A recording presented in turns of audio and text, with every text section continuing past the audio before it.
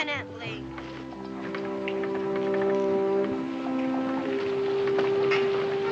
Hello, Israel. Hello, Mr. Franklin, sir. What are you trying to do, lad? Make electricity like you said. You need a rainstorm to make electricity. Oh, I forgot. It's been my contention, it's been my belief that you have to tie a piece of metal at the top of the kite to help attract the electricity to it. Of course, I don't know what these experiments will lead to, but this might be something considerable. They may help to make a vain man humble. You wouldn't mind telling me the story again, would you? Well, if you think it bears repeating. Well, sure, if I'm supposed to make electricity. Well, I was too embarrassed to walk around Philadelphia carrying a child's kite, so I decided to take my son William with me. So they wouldn't think you turned childish. Exactly. Well, we tied a piece of metal to the top of the kite, put a metal key at the bottom on the string, and off we went into the country. So people wouldn't think. People wouldn't think that I had turned... childish. Exactly. Well, in the rainstorm, the string got wet, and the electricity passed over it. The kite got up in the rain cloud. The electricity was attracted to the piece of metal. It came down through the string, touched the metal key at the bottom, and sparks. Exactly. As soon as it rains, can we make electricity? I don't see why not, Master Boone. Mr. Franklin, Mr. Franklin. Yes, Sally, yes? Oh, Mr. Franklin, the soldiers, they've come to the house. Calmly, Sally, calmly. Come along, children, come along.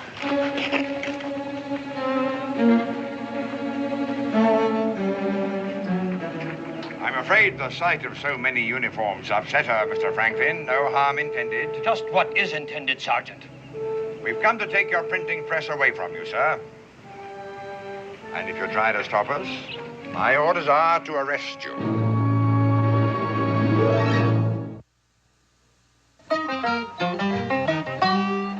Daniel Boone was a man, yes, a big man, with an eye like an eagle and as tall as a mountain was he. Daniel Boone was a man, yes, a big man. He was brave, he was fearless, and as tough as a mighty oak tree. From the coonskin cap on the top of old Dan to the heel of his rawhide shoe, the rippin'est, roaring'est, fighting'est man the frontier ever knew. Daniel Boone was a man, just a big man, and he fought for America to make all Americans free. Daniel Boone. And furthermore, for printing and causing to be circulated in and around the colony of Pennsylvania such seditious, inflammatory, and rebellious pamphlets, it is the decision of the colonial governor that His Majesty's troops shall be directed to confiscate said printing press until further notice. Signed, the Honorable William Denny, His Majesty's Governor of Pennsylvania. You know, Sergeant, if Your Majesty continues to treat us as treacherous, conspiring rebels, he may prove himself to be right. I'm only doing my job, sir. Yes, of course you are. Hey, you watch where you're going. All right, get this wagon rolling. Now, Daniel, you heard, eh? Yep. Hey, Paul, where's Cully and Walt? And the others? The wagon and supply. Well, we can't get them without English pounds. They stopped me at the warehouse. Said there's a new law. You can't buy any supplies with furs or anything unless you use their currency. What? No pounds, no supplies. What are we going to do, Paul? Do? I'll tell you what we're going to do, young sir. We're going to sit down and think this thing through. Now, this has been a very bad day for both of us, Daniel. In fact, the only encouraging thing about it is the ham that you brought for dinner. Well, many a meal has been lost for want of meat. Come along, son. Come along.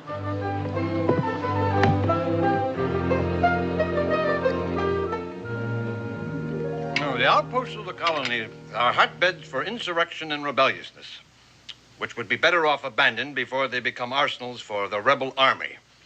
So Governor Denny was heard to say one evening last week. I presume that's what was on the governor's mind when he ordered His Majesty's warehouses to accept only British pounds for supplies. They mean to starve us out, to force us out. Yes. Yes, very much so. But why, Pa? Well, Israel, I reckon they're afraid we're against them. Well, it's utterly ridiculous, you see. Because on one hand, England won't permit us to manufacture the goods we need for ourselves, and... Why not, sir? Well, because they want us to use the goods that they manufacture. Which we'd be more than happy to buy. Yes. Yes, we would. Well, I wish there was some way I could help you, Daniel. I understand.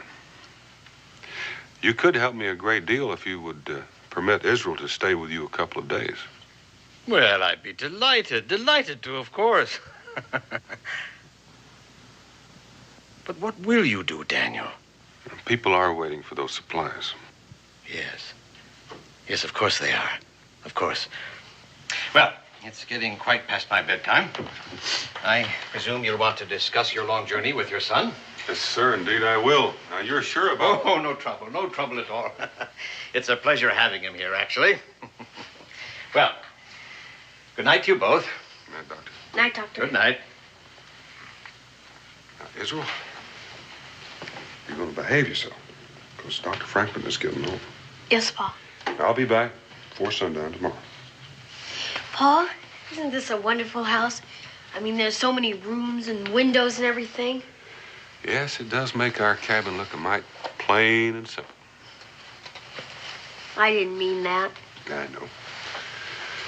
Why don't you and I get a little sleep? All right.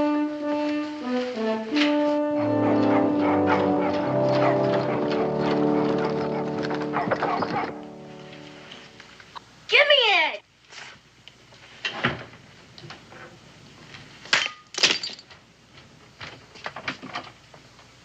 Mr. Boone, please, I must do my work. But where's Hey? your guest?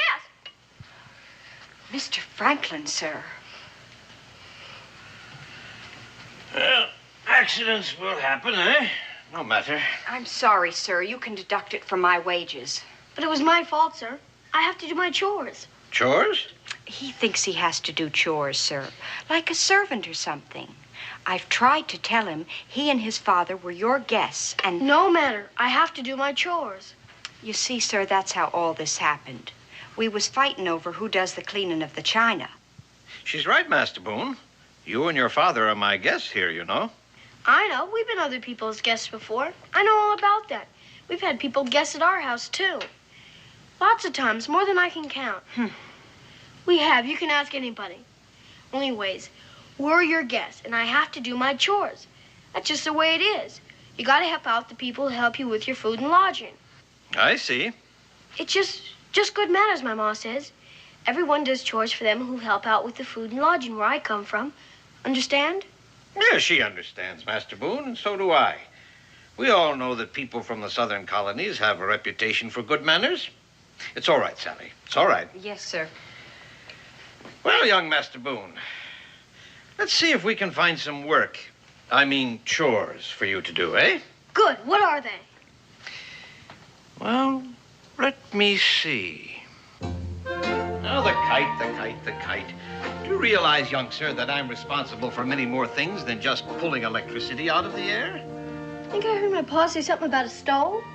Yes, I invented a great warming stove that circulated heat about the room. I started the lending library, the Philosophical Society. I founded the university. I was clerk of the Pennsylvania Assembly. I started the fire insurance companies, the fire brigade. I was postmaster for the colonies for many years. Why, do you know that I even taught swimming? Did you know that? No. Yeah. Why'd they take your printing press away? Well, I guess they didn't like what I was writing about their king and his venal parliament and how they were trying to govern us. Oh, Yes. I see. Yeah, quite. Will they ever bring it back? Oh, yes, I guess so. They usually do after a spell. When? Oh, in about a month or two, I should imagine. Oh. You interested in printing, young Master Boone? Yes, this is where my printing press stood before they took her away. Her? Yes, the female pronoun is always bestowed upon man's favorite things, Israel, the things he loves the most and he cannot do without. A sailing ship is called she. She takes the waves gracefully, sailors are heard to say. A good carriage is she, a good rifle is she. And my printing press is as temperamental and as delicate and capable of doing beautiful things as is a lovely woman. But why? Well, you'll understand when you get older, son. Well, my press stood here, as I said, and they call it a press because, in fact, the blank paper is pressed up against the blocked ink. The same way that a wine press squeezes the juice out of grapes, or a cheese press... Wait a moment. Wait a moment. My printing press works the same way that this cheese press works. As a matter of fact, if I wanted to, I could probably get this thing to work. We could? Yes. It would take a little fixing, of course. Well, the cheese press doesn't come down low enough, but we could put wooden blocks in here to raise it up, and then the type would be locked in. We could slip a piece of metal between the paper and the type. We would have a uniform impression, and therefore we could print. You could? Yes. Would you like to see your name in print? You bet. All right, come along, then. Come along, Israel. Yes, now, if we were to print your name the same way that it was pronounced, it would come out Enub Lirsi. What? That's right. If we were to print your name the way that it was actually spelled, it would be Enub Lirsi. Enub Lirsi? But you spelled my name upside down and backwards, too. Upside down and backwards. Come around and look. Oh, I see. Now my name is spelled right. I mean, you have to put everything, all the letters and words, upside down and backwards before you can print them? Everything. Can you really get that to work like a printing press? Yes, I think so. With a little ingenuity, which in all immodesty I admit to having. Could you please, I'd consider it a big favor, print my name on a piece of paper? You see, I'd never seen my name printed before. I'd keep it forever and I'd take it wherever I go. Well... You can't really get it to work, can you? Yes. Yes, I think I can, young man, but the insurmountable problem is that we have no ink. No ink? No ink. You saw the soldiers pouring the ink out of the bottles when they took away the printing press. Yes, but I mean, can't you just go to a store and buy some? No, the ink comes from England, and they keep it under lock and key. And they give it only to printers who promise not to print rebellious or seditious pamphlets. Oh. I've been experimenting with several recipes for ink, but unfortunately, I've not been very successful. I've tried everything, but nothing seems to work. The ink isn't black enough. I've used rainwater and alum, gum arabic, sugar, logwood chips. I've boiled it and strained it, but nothing seems to work. It doesn't hold the paper. The black just seems to fade away. Oh. I've tried everything, Israel, everything. Tapwood roots, powdered rocks, certain kinds of earth, but... It all fades away. Yes. I guess I better get back with my chores. I'm sorry, Master Boone. That's all right, Mr. Franklin, sir. Pa! Pedro, you been behaving yourself? Yes, Pa, honest. That's good. I'd like to talk with Dr. Franklin. Yes, Pa. Well, have you devised a plan? We've arranged for a fire. A fire? There's a wreck of an old hull tied alongside the wharf right next to one of His Majesty's schooners. While the guards are trying to put out the fire, we'll be loading a wagon. We have a fair chance of making it. Do you realize how many garrisons of troops there are between here and the Cumberland Gap, Daniel? Yes, I do, and we'll have to take the long way around. Of course, we'll just be traveling at night. It sounds risky to me, Daniel. Very risky indeed. Once we have the wagon loaded, the men are on their way, I'll come back for Risswell. Getting those supplies out of here and taking them past the guards is a very dangerous plan, Daniel. Well, if there's some other way to do it, Dr. Franklin, I'll do it.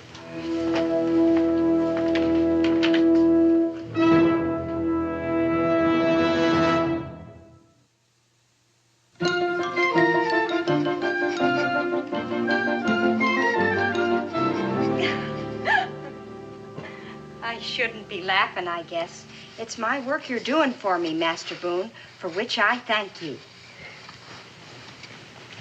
Well, what have we got here, eh? Just doing my chores, Mr. Franklin. You seem to be doing more than your chores, young Master Boone. Well, now, he's able to do a full day's work, Dr. Franklin. Don't be discouraging him. Excuse me.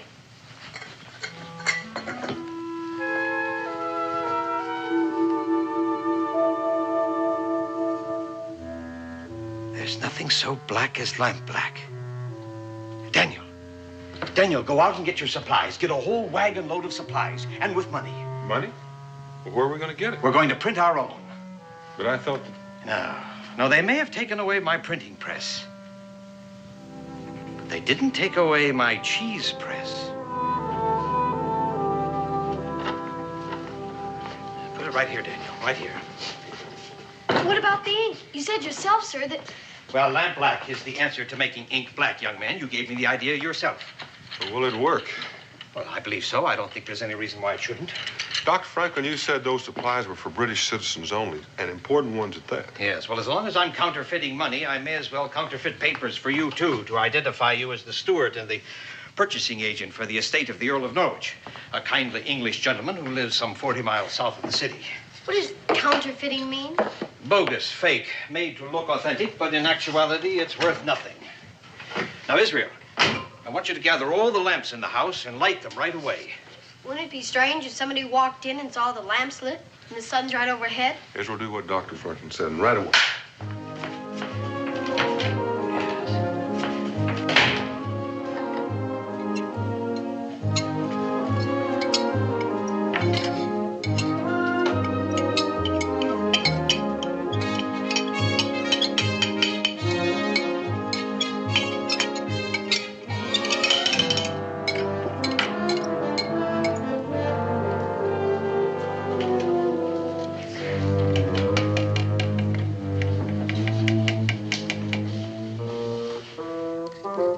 Think it'll work, Pa? Think you can really make money? What's that? What's that you're whispering over there, young man? Nothing, sir. Think I'm a foolish old man, do you, huh? No, sir. Huh? Don't think I can print money like this, do you, huh? Well, And don't forget, young man, I am the man who brought the electrical fire from the sky. yes, sir.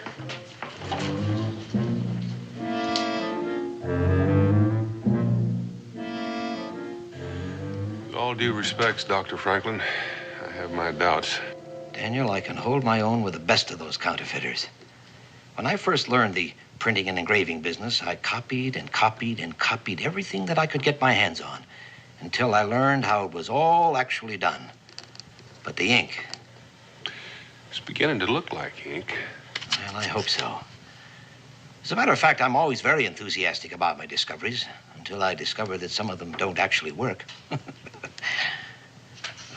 I didn't want to dampen Israel's spirits. But several months ago, I hit upon the idea of using black beetles to color ink. People thought I was daft, of course. I sent Sally and her family out scouting all over Philadelphia, buying up all the black beetles they could find. I used several hundred of them. I must admit, I felt rather like a monster drowning all those poor black beetles for nothing.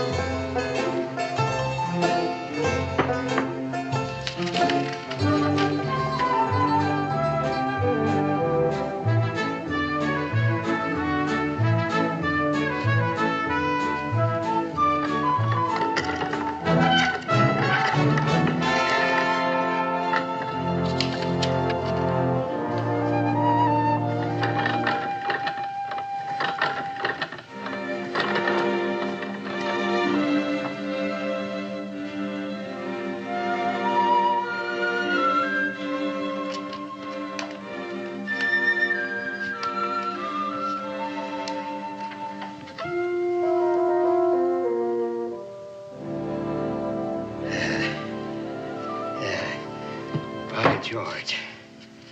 By George, if I were any younger, I'd have quite a career as a counterfeiter. It's perfect to me. How many are you going to make? How many do you want?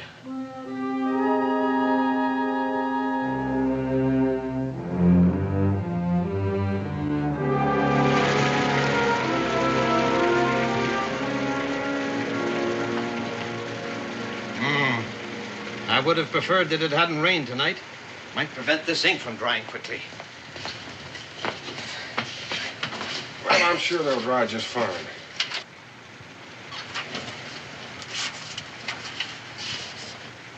What's the matter, son? Nothing, Pa. Oh, just hungry, I'll wager. Say, did I tell you about all the work, I mean chores, that your young man did for me here today? Yes, sir, you did. He does you honor, Daniel.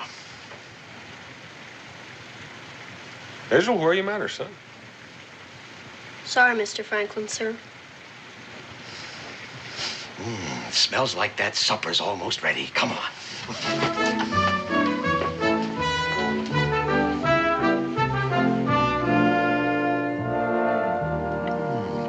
Delightfully savory, this smoked ham from your part of the country, Daniel. I shall make it last indefinitely. Yes, indeed. Next, I shall cook it in Madeira. I shall cook it in Madeira and call it ham bayonnaise. Then perhaps with brandy, known to ham lovers the world over as ham chambretin. Then perhaps with braised sauerkraut, sausages, and potatoes. And I shall call it ham à la saucienne. And then finally, I shall have ham and pastry, covered all over with pâté de foie gras and truffles, and wrapped in dough and baked. Yes, indeed. Yes, indeed, Master Boone. There are many adventurous ways one can cook foods. Mark my word. Yes, sir. Israel, is that all you can say? What you said? I'm only used to having ham one or two ways. With lima beans or without lima beans. I'm sorry, Pa. Making money, counterfeit money. It's dishonest, isn't it? Yes. Yes, it is illegal and dishonest, sir. We shouldn't do it, should we? Israel, they're trying to squeeze us out of our homes. You know how badly we need the powder and lead and supplies, and the only place we can get it is from the British. You understand? Yes, sir, but...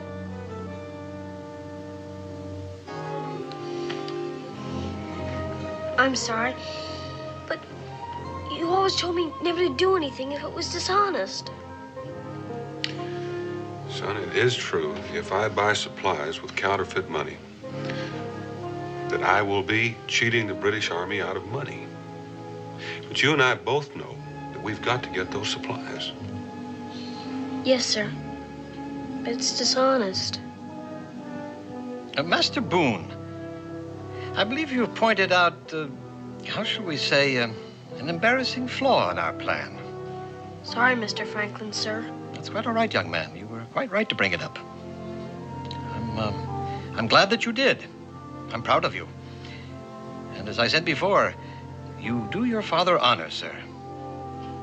Thank you, Mr. Franklin, sir. And I believe the only way to correct this dishonest thing we are doing is to keep track of the serial numbers as we put them on the bills. Serial numbers? Yes, and after we've gotten this ridiculous law abolished, we shall approach everyone holding these counterfeit notes and exchange them for real money. And upon that, sir, I give you my word.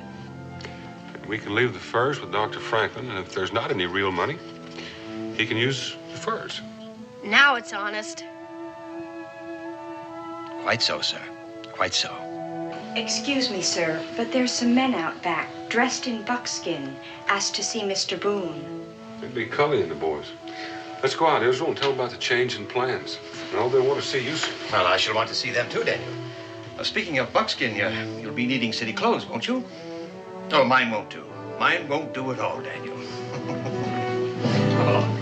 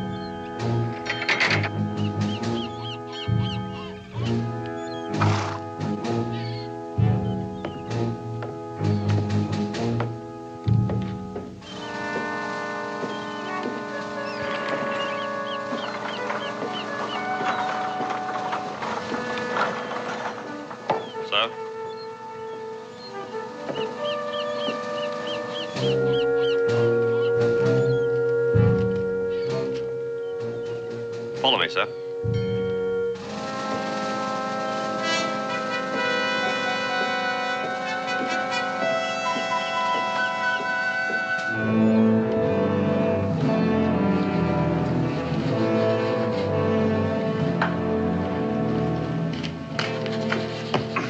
Begging your pardon, Quartermaster.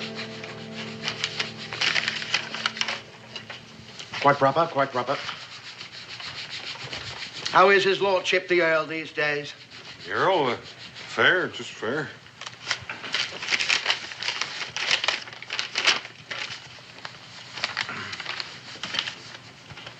Now, what's this?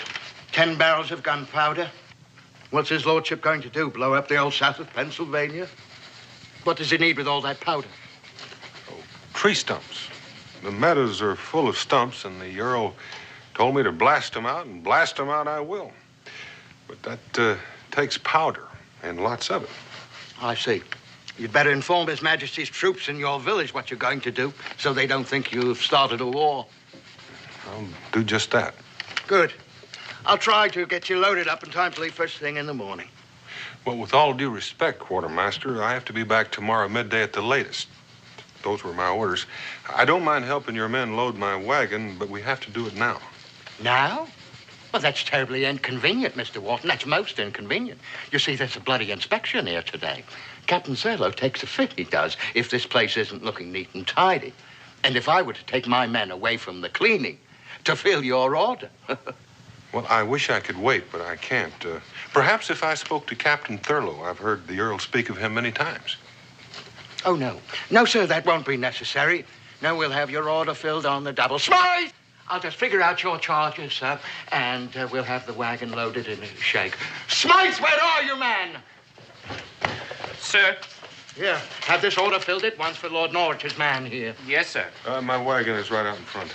Yes, sir. Well, that's all, Smythe. That's all. Be off, man. Tilson, that's enough. Go give them a hand with the order. Yes, sir. Would you like a sweet, sir? Oh, no, thank you, Quartermaster. Why don't you sit down, sir? It will take them a little while, of course, to get the wagon loaded.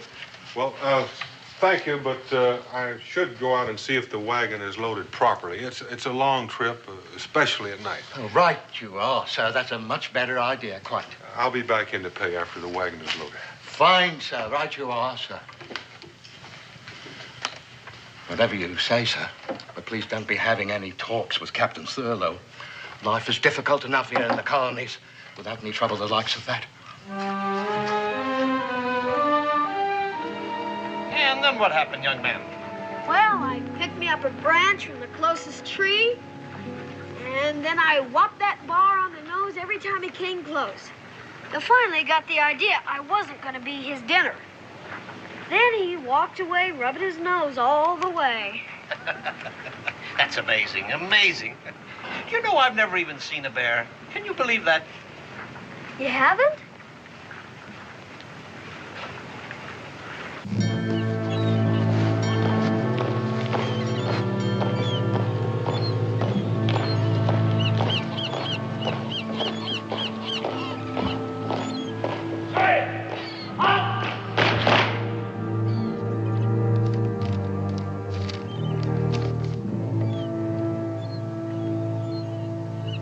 Mr. Wharton? Mr. Wharton, sir. The bill for your supplies. Quartermaster Owens has it all prepared. Yeah, sure.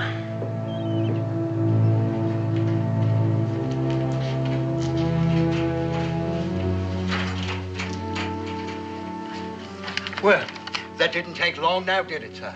Lord Norwich will have his supplies by midday tomorrow for certain.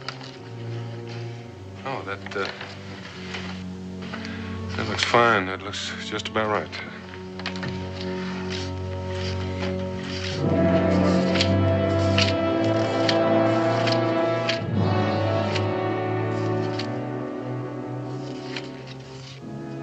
Thank you, sir. Thank you, Corder. One moment, sir. You don't want to go back to Lord Norwich without me marking the order paid in full, do you? Your governor wouldn't like that one bit, now would he? No, he wouldn't. There you are. There you are, sir. Thank you, Quartermaster. All right, man, in here.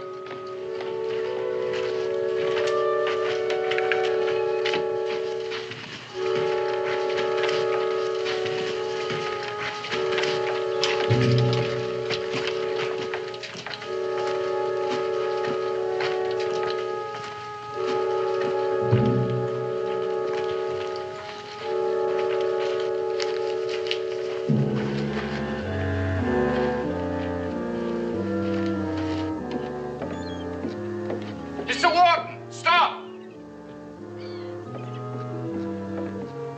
Compliments of Quartermaster Owen, sir, but you've paid £5 too much for the goods you've got. Too much. You're certain? Yeah, Quartermaster Owen's counted it over 3 times, he did.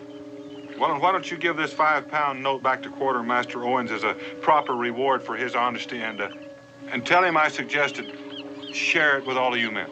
Well, thank you, sir. That's very generous, I'm sure, Mr. Wharton. Thank you, sir. Not bad, Quartermaster at Arms. Not bad at all. Sergeant Ridley. Ah! Put Corporal Smythe down on report for being late for inspection. Yes, sir. Sorry, sir. What have we here, Sergeant Ridley? A chimney sweep in our midst. Salute the sergeant, Corporal Smythe. Pretty filthy, I'd say, sir. Filthy. Well, I'll be dipped. Rather disappointing, Quartermaster. Smythe turning out like a gutter snipe. Shocking, sir. Quite. Well, let's hope the supplies are neat and trim. Yes, sir. Quartermaster at Arms. Yes, sir. Your hand, sir. It's filthier than Smythe's. I can't believe my eyes, sir. I can't believe my eyes either, sir. It seems that you two have had your hands in the same chimney. What have you touched that I have, too? Nothing, sir. Except What's this? Mr. Wharton insisted I give it back to you. Mr. Wharton? The steward of your friend, sir, Lord Norwich. Lord Norwich's steward's name is Browley, not Wharton. Fresh, homemade 5-pounders, Quartermaster. Oh, that can't be, sir. Mr. Wharton's. Get me the cash box, Smythe. I told you, Lord Norwich's steward's name is Browley. Who's this fellow you keep calling Wharton? I told you, sir. Sergeant Ridley. You saw him. The tall fellow. He was leaving just as you came in. Yes, the tall man. Yes, I've seen him before, somewhere, sir. That man gave me counterfeit money for the supply, sir. Counterfeiting the king's money is a hanging offense, Quartermaster Owens. Smythe, take 5 men, run down that man who stole the king's supplies with counterfeit money. You know what he looks like. Yes, sir. Go with them, Sergeant Ridley. Yes, sir. We can't have a counterfeiter roaming around the countryside with a wagon load of His Majesty's supplies now, can we, Quartermaster? No, sir. Dismiss the inspection. Yes, sir.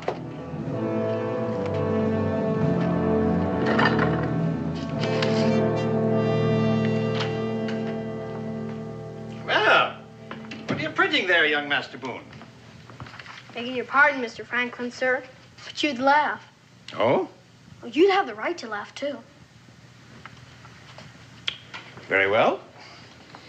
Very well, young man. I was only trying to be of some assistance.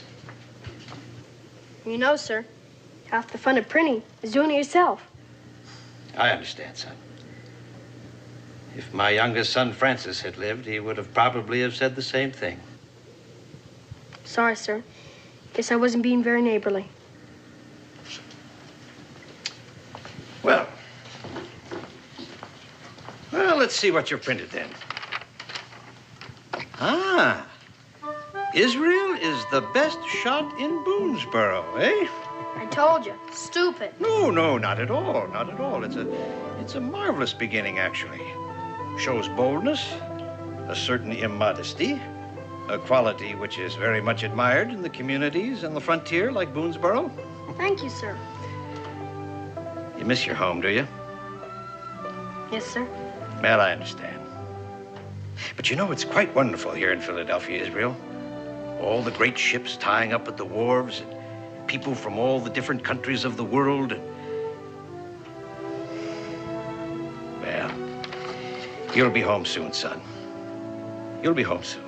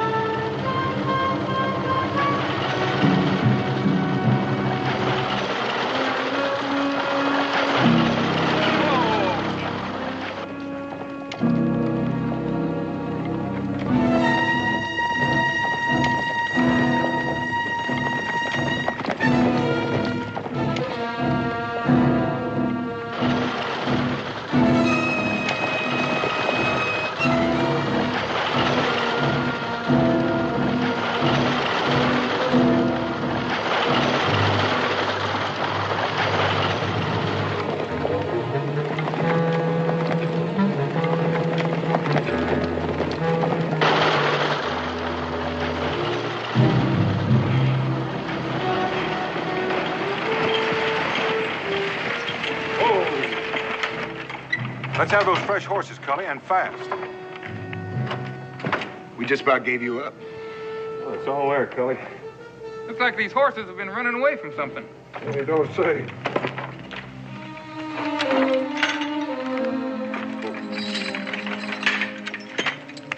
Walt, you better keep an eye peeled.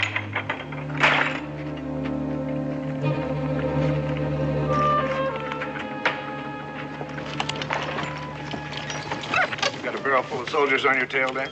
Only 6 or 7. That's about 2 each. Not this time, because you're going to be hightailing it through the Cumberland Gap.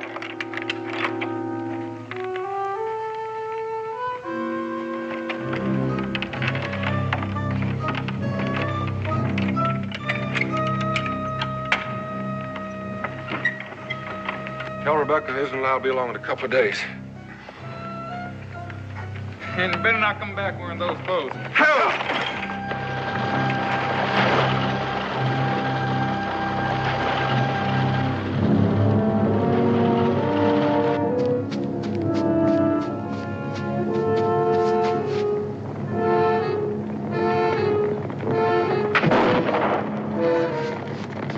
There he is! After him!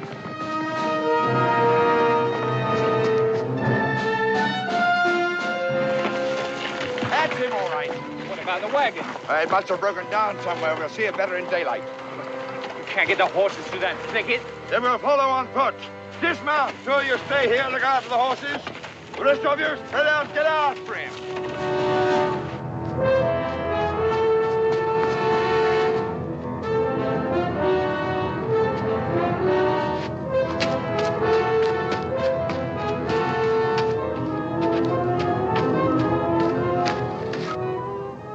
I know where I've seen that man before. At Benjamin Franklin's house. He's a friend of Franklin's. I better tell Captain Turtle.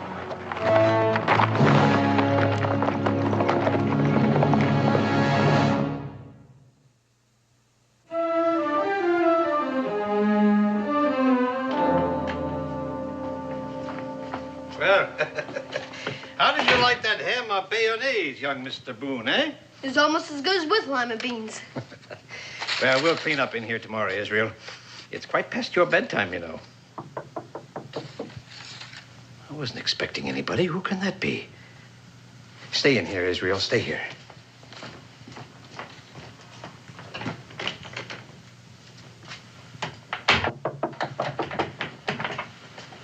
Answer the door, Sally. Yes, sir. Good evening. Please tell Mr. Franklin that I'd like to see him, would you? Tell him yourself, Captain. Quite. Sergeant Ridley, Sir. remain here and permit no one to leave the premises. Yes, sir. All right, you two, round to the back. Keep an eye on the back door. This young lady will show you the way, won't you?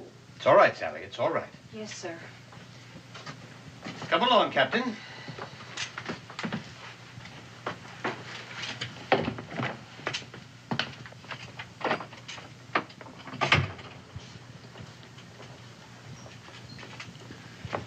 A man appeared at His Majesty's warehouse at the wharf today and purchased supplies with counterfeit currency, Dr. Franklin.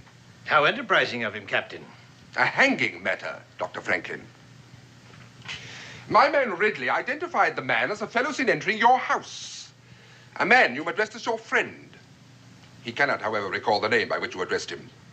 He was accompanied by a young boy, Ridley recalled. That would have been Tompkins, a friend of my son's, who was bringing my grandson to visit with me. Your man Ridley has a very good memory, Captain. Sergeant Ridley! Yes, sir. Was the man's name Tompkins? No, sir. Search the house, Sergeant Ridley. Yes, sir. Now, look here, Captain. You've got no right to be breaking in here. Perhaps Ridley's memory is better than yours, Dr. Franklin. I shall see to it that your superiors hear about this illegal conduct of yours by tomorrow morning's mail. Your contempt for His Majesty's administration of these colonies is well known, sir. I may be a bit brash, but I remain quite logical. Of all the men in Philadelphia, you were the most likely to have printed such counterfeit notes. I take that as a compliment, Captain. May I remind you, sir, this is not quite the same thing as printing those annoyingly slanderous, seditious pamphlets. Printing the king's money without his permission is likely to be taken far more seriously by the crown than mudslinging. Very well, I confess. Take me to the stockade. I am not amused, sir. No, I confess, Captain. To err is human, to repent divine, to persist devilish. Really, sir? Well, are you going to take me or not? You're too eager, sir. Sir, no man, no boy, no printing press. We searched every room in the house except the one across the hall. It's locked. Will you open it, sir? Well, if you want my confession, Captain, I demand that you take me to the stockade right now. Then we shall have to knock it down.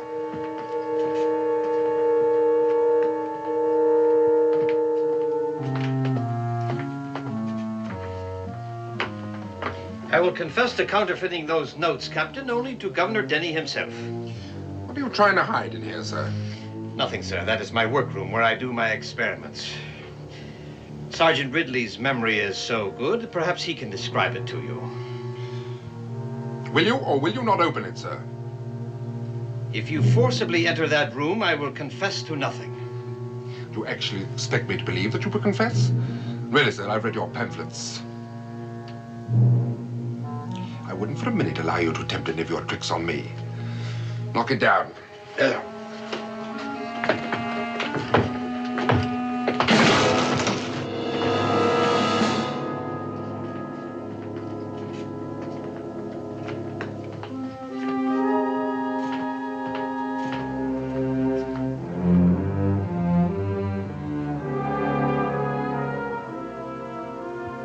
You were trying to trick me, weren't you, sir?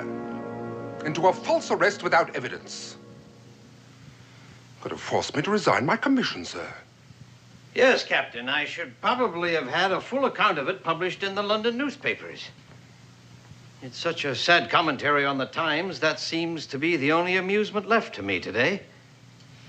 I think it only fair to warn you, sir, that that day is not far off when crimes against the crown will be reason enough to silence the guilty parties permanently, regardless of their influence and popularity in high places.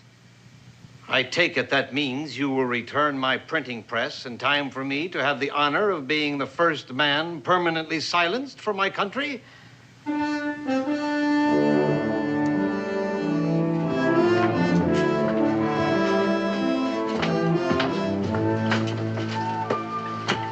Would like to, sir.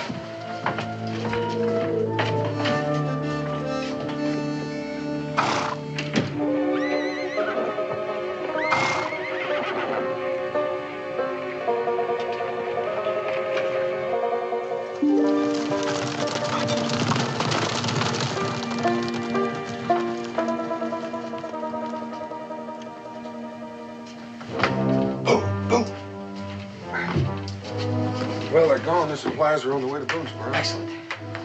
Where's Israel? Well, I don't know. You mean you don't know where he is? No. I left him in here when the soldiers arrived. Everything we were using to print the notes was scattered all over the room. When the soldiers broke in, I expected they would find Israel here and all the evidence, but he must have cleaned it up, as you can see. Evidently, the boys cleaned it up, but I don't know where he is.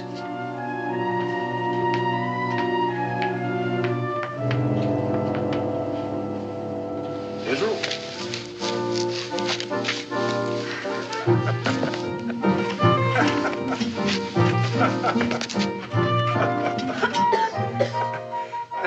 I taught him to hide in the chimneys during Indian attacks.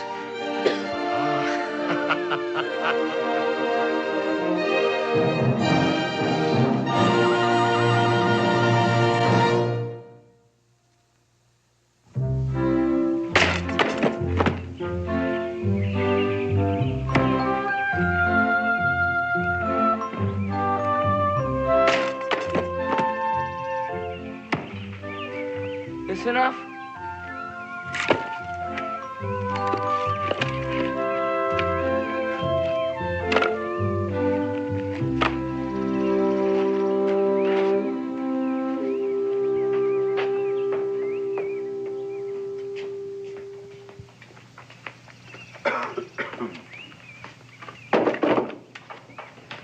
Zeke, Yes, sir? you know, it's awfully nice of you to be helping Israel like this, but I do hope you leave something for him to do. Oh, no, ma'am.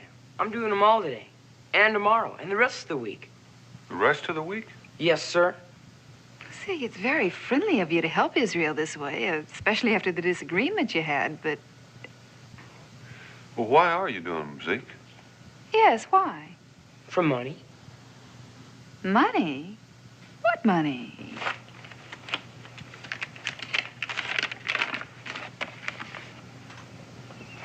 An Israel Boone £1 note? It's signed with Benjamin Franklin and has a real serial number on it.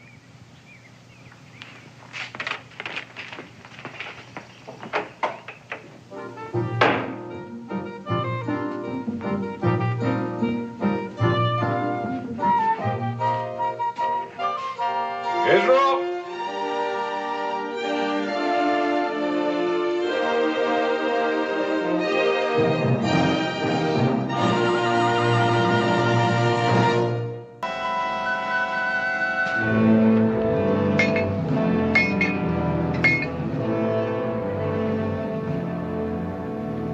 Angela. Mr. Hamilton. Angela.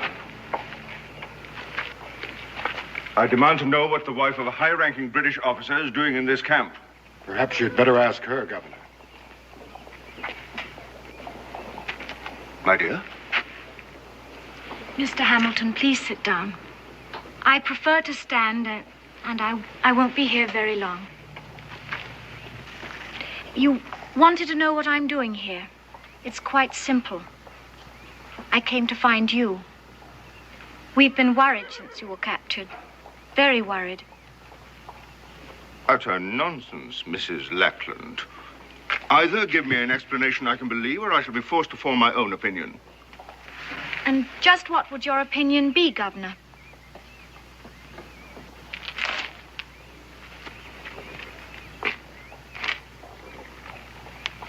I should say it rather smelled of treason.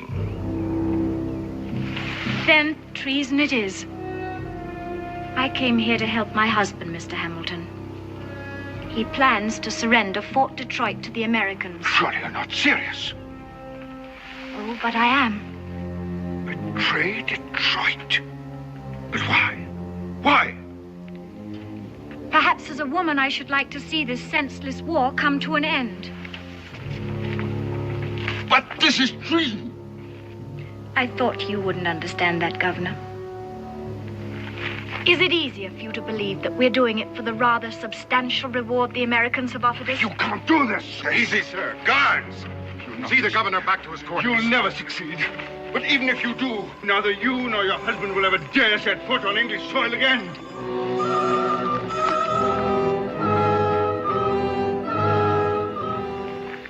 With your permission, Major, I'd like to return to my quarters. Certainly. Thank you for coming.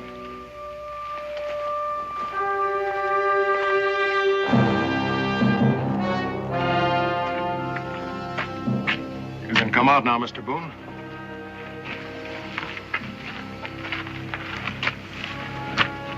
real calculating woman. I'd hate to have her for an enemy. Are you convinced that she means it? Well, she said so plain enough, so I reckon I'll have to believe her. Good. Mrs. Lackland is on the way to join her husband in Detroit. You'll accompany her as a guide. Once there, Colonel Lackland will furnish you with plans of the fort's defenses and whatever other information he considers valuable. Is it all right if I take a friend along? As protection against Mrs. Lackland? I might need it. Take anyone you want. Here are your orders. Now, about the plans. I want them delivered to me before I cross the mountains. With them, Washington will give me everything I need to move against Detroit. Now, you're going to be on the move, too. Where will we meet? I'll wait for you here. Or you wait for me. Kanawha Pass. All right. I'll meet you there.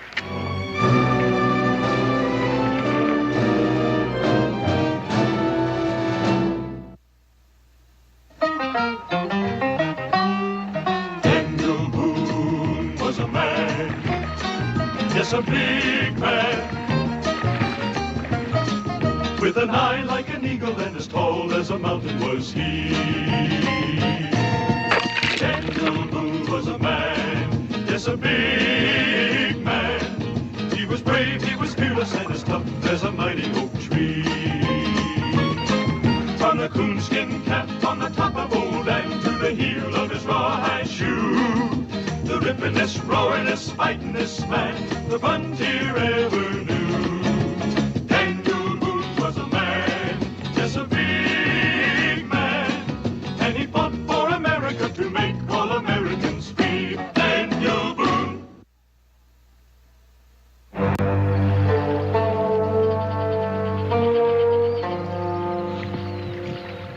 It's really beautiful, this country of yours. I hope it stays this way always. In these wildernesses, a man is forced to be an individual. No crowds to follow, no one to turn to for advice. He has to be completely self-reliant. Don't you find that true, Mr. Boone? Haven't thought much about it, ma'am. No, of course you wouldn't. Here a man's thoughts would have no cause to turn inward.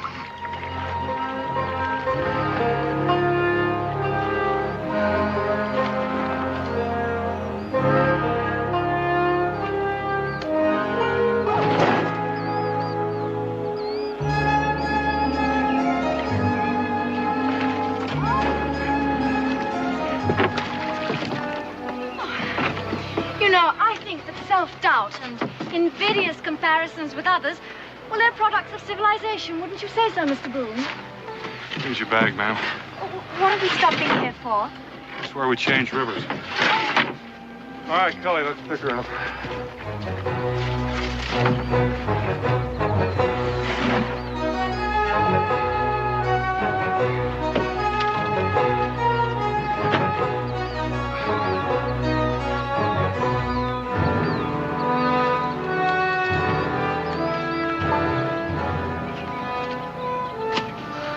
Golly, why don't you stay down here and see if you can catch a mess of fish? I'll take the gear and Miss Lackland up there at the rocks and make camp. Might even whip up a batch of biscuits.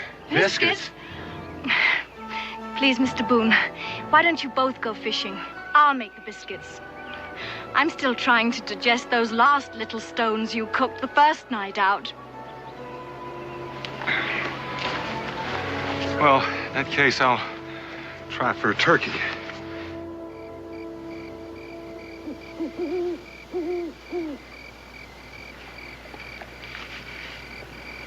No, thank you. I finished.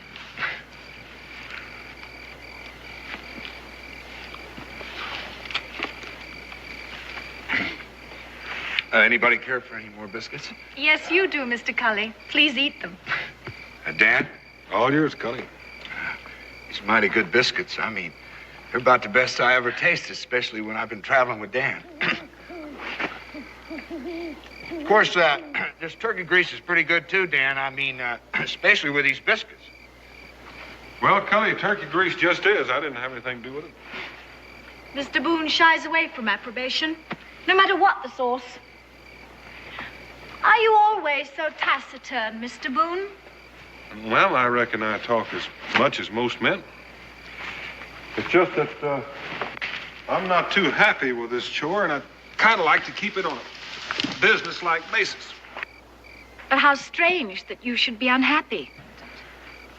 Maybe uneasy would be a better word for it. Are we violating one of your tenets of honor, Mr. Boone? I mean an Englishman in a position of trust betraying his own country. Such a provincial attitude. Well, what about Count Pulaski? And Kosciuszko, are they fighting for Poland? And the Marquis de Lafayette, is he fighting for France? No, they're fighting for America. So why should my husband have to fight for England just because he is English? Don't you want him on your side? I don't know, ma'am. I haven't met him yet. But your reasoning process, or perhaps I should say your lack of one, well, it frightens me. My husband and I are risking our lives to aid your cause. And if you feel this way, how can I be sure you'll even accept the documents my husband plans to turn over to you? Oh, I reckon I'll have to do that. And if you feel honorable in accepting them, why should he be dishonorable in handing them over? I appeal to you, Mr. Cully. Please, ma'am, I'd just like to keep out of this ring.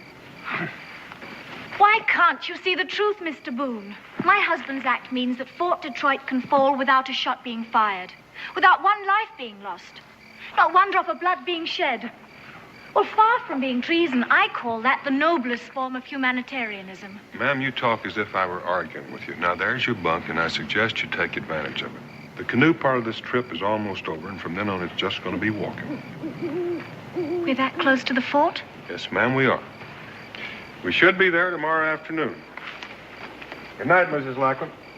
Good night, Mr. Boone.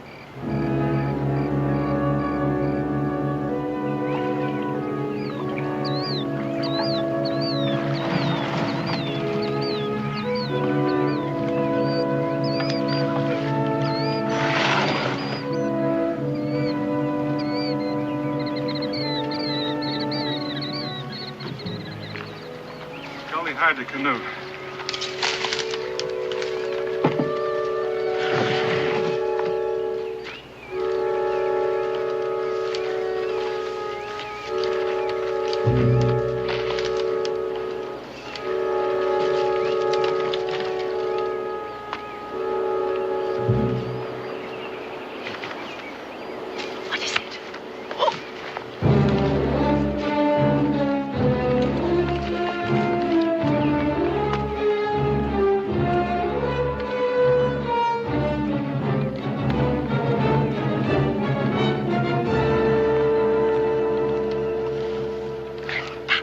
Necessary, Mr. Boone.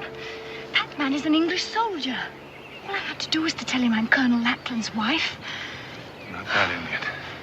Why, do you know him? That's many lives. The Iroquois bloodhound. If he were to see me, chances are we'd all be here. Well, what are you going to do about it? You can't stay here. I aim to stay right here, and Cully, you take her into the fort. If your husband is going to turn those plans over to us, you can bring him back here to me.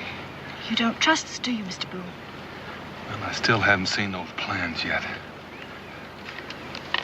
Cully, remember, you brought Mrs. Lackland here from Montreal all by yourself. I hope he knows what he's doing. He knows exactly what he's doing. Well, ma'am, next move is up to you. Soldier!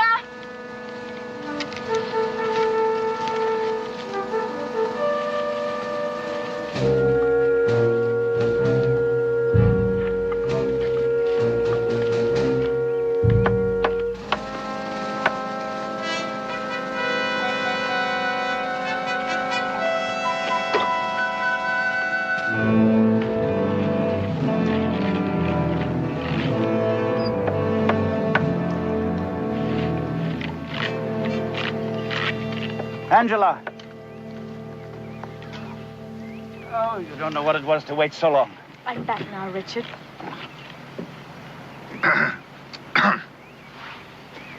Darling, this is Mr. Cully. From Montreal, sir. This man was your only escort? Is he the man our friend sent? Can we go to your quarters? Come along, Mr. Cully. You must be utterly exhausted coming all that way through the wilderness.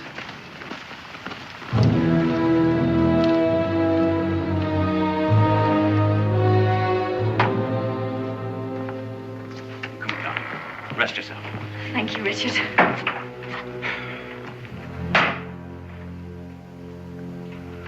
I gather the principal agent is elsewhere. Yes, he recognized a savage who knew him in the fort, and now he's waiting outside to meet you. His name? Daniel Boone. And I don't think he quite trusts us. Well, and what about you? Oh, I'm just obeying orders. Good fellow. I appreciate a man who obeys orders. And the best way to win the trust of your companion, I would say, would be to follow my part of the bargain at once. I have everything that I promised here. Take me to Mr. Boone. We'll settle this business at once. But, sir, don't you think that it'd be safer to wait till dark? I mean, you know, it's only a little while. You see, darling, both the Americans have a preconceived idea about the baseness of our conduct. It makes them behave in a most guilty manner. Just worried about my neck, man. What are you going to do if anybody recognizes you with Boone? It's the simplest thing in the world. I'm a grateful husband who wishes to thank in person the intrepid guide who brought my wife safely through the wilderness. And since he cannot endure the sight of civilization, I must go to him in his native habitat. Who could quarrel with that? Come along.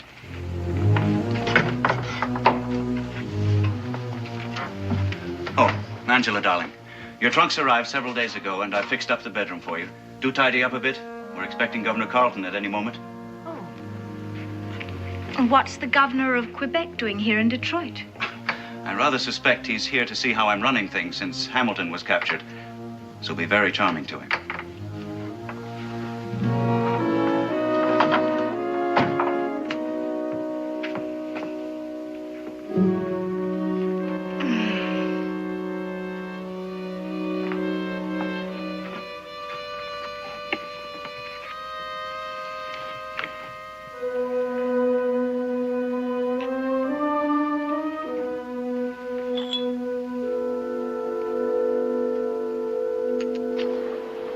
Look them over, Mr. Boone.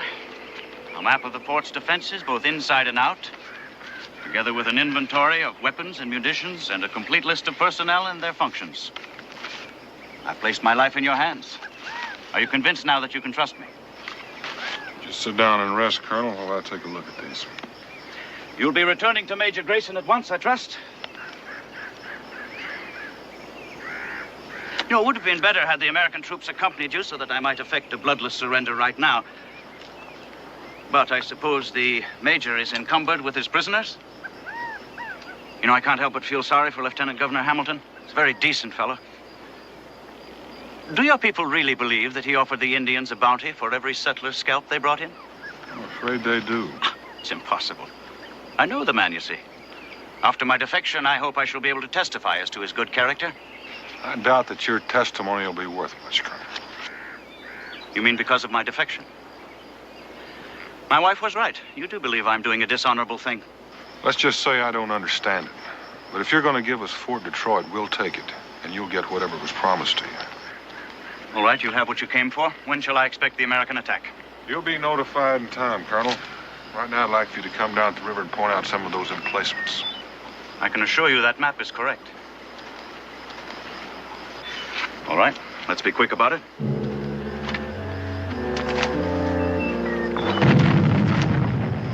What's happening? Fire! It's Governor Carleton.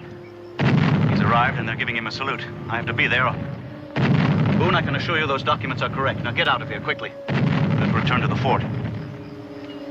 He acts real worried, don't he? The more worried he acts, the better I like it. I'm beginning to think these documents are the real thing. Dan, you're a real suspicious man. Just careful. We're not so rushed that we can't take time to wait around after dark to check some of those gun emplacements.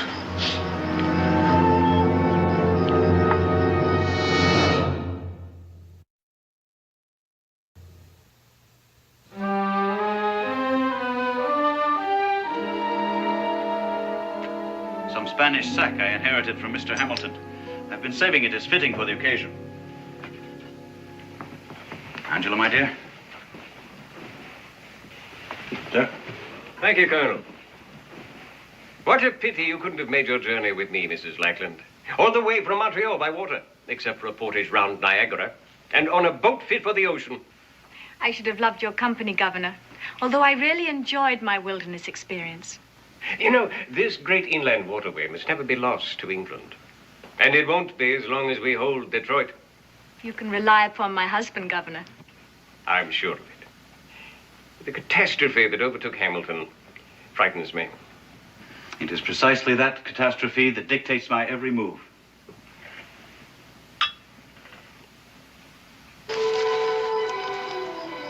According to the map, their gun emplacements up on that vantage point. Yeah, but if they are, they'll be mad. Well, I'm not aiming to attack it. I just want to make sure they're there before we head on south. Cully, why don't you swing around and see what you can find?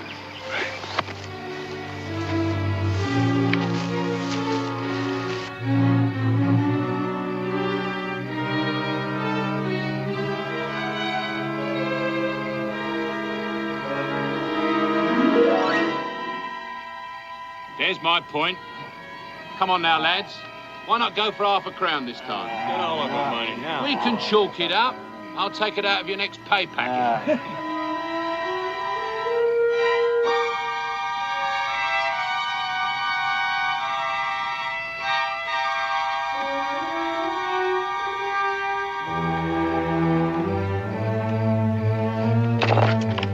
Hey, wait a minute. Hey, what's that? Someone's coming.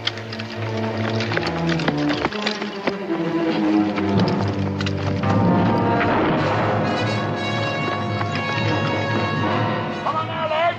After him. Spy. Come on now, move it. Come on now, get up out of the front. I want him alive. You hear me, alive? Get up there after him. Come on now, get on.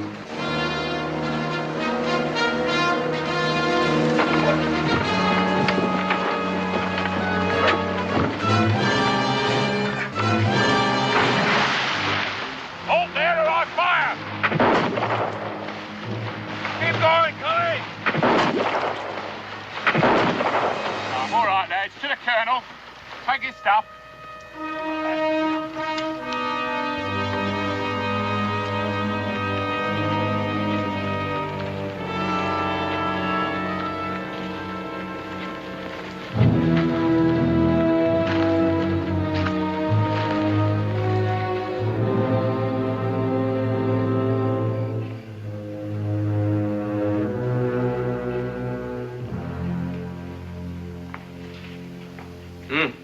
It's a daring scheme, Colonel. But do you really think it's safe to withdraw so much of Detroit's garrison at a time like this? Well, the time is in our favor. With Clark on the Wabash and the river bottoms flooded, it would take him weeks to get here, even if he had the supplies, which I doubt. I only hope your intelligence reports are right. I'm sure of it, Governor. Just leave everything to Richard. Very well, Colonel. You have my approval to reduce the garrison by 50 men.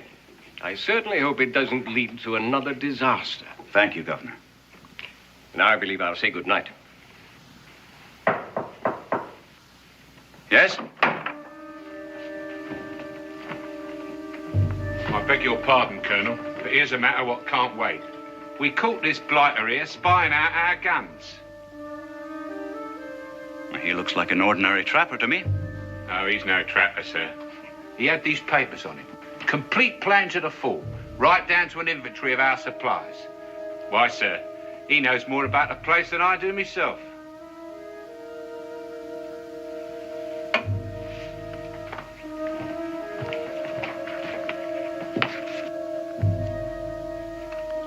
Yes, there does seem to be some irregularity here. Colonel, may I? How could any man get the plans to the fort unless someone gave them to him? Find that out shortly, Governor. Sergeant, you and your men have done well. Back to your post now on the double. Yes, sir, but there was another one, sir, but he got away. And there may be more. Back to your post. Yes, sir, but the one who got away, sir, he was the man what brought your wife into the fort today. Sergeant, I gave you an order. Right, sir.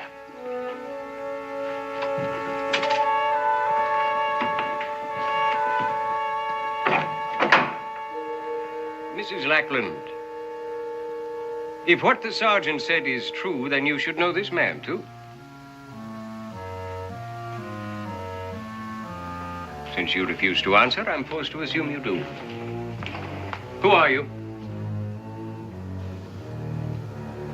Where did you get these papers? My dear Colonel, these documents had to come from your own files. No one but you had access to them, and only you could have... You're absolutely right, Governor. There's a traitor among us. So don't move or call for help. I've no intention of hanging. Angela, release Boone.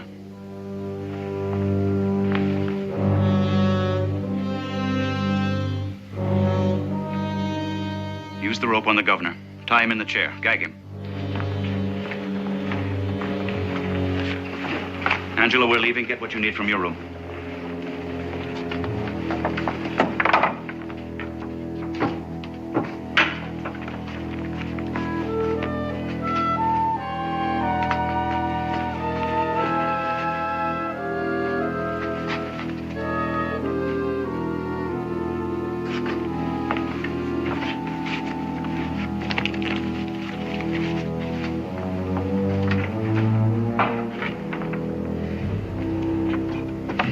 You bungling ox, out the door there. If I die for this, I shan't die alone. Angela?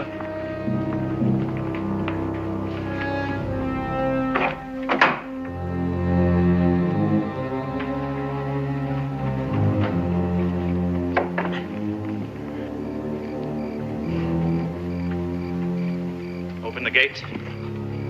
But, sir, I thought you were... Open the gate. Yes, sir.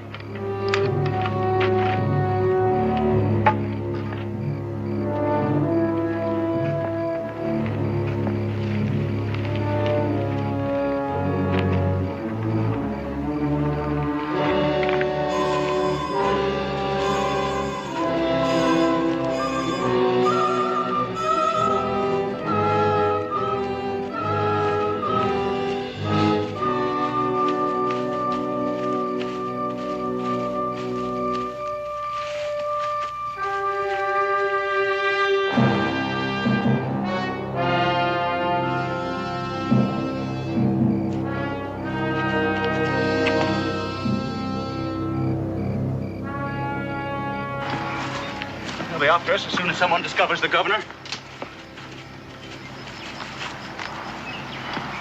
Oh. Colonel, that Indian back in the fort, many lives. Is he in British pay? A scout and tracker. May make it a little more difficult. It's your fault this happened. I told you those plans were correct. Why didn't you believe me? If I'd have taken those plans to Grayson without checking them for accuracy, he'd have thrown them in the fire. And might as well for all the good they're going to do us. I ought to have you shot. If you did, Colonel, you wouldn't know how to get to Grayson now, would you? I've carried out my end of the agreement, and now Grayson is honor bound to carry out his. Now get us out of here. Now, you listen to me, Colonel. You just resigned your commission. You have no one left to command. And from now on, you're going to take your orders from me. And the first one is put away that pistol.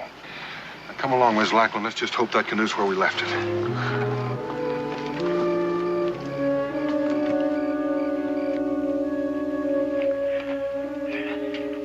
You saw the Colonel and Mrs. Lackland? They have left the fort with the man called Boone. You can follow? Tonight?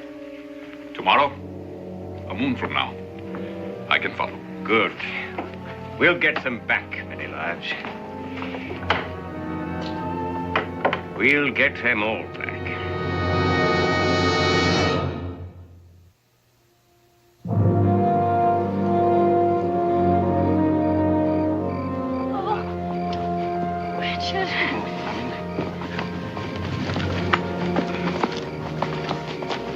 We'll rest here for a moment, Boone. My wife has to catch her breath. All right, Colonel, it's not far to the water. I'll go after the canoe. Oh, Richard, my shoes full of sand. Oh, well, this is one journey I didn't expect to make. Nor I. But when Boone was caught with those documents, I had to do something. I know, darling, you were marvelous.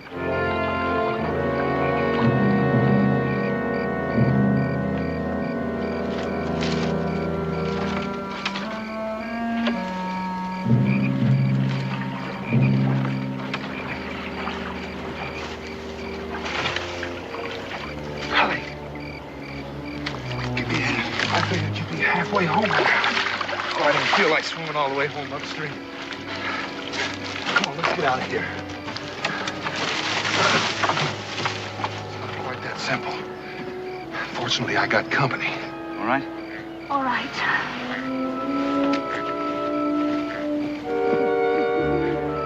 Wait a minute, you mean to say he's going with us? He saved my life. I reckon I ought to return the favor. Besides, if we don't outwit many lives, we're all going to hang.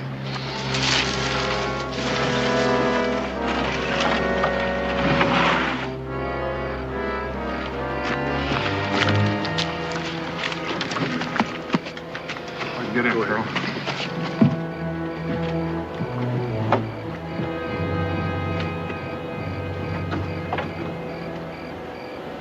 All right, Colonel. You're not going to go. You're going to leave tracks for all of us. I am? Tracks to where? Anywhere except along the river here. How much of a start have I got? Well, I don't know. If it's traveling alone, you ought to be able to keep your lead. See you in town.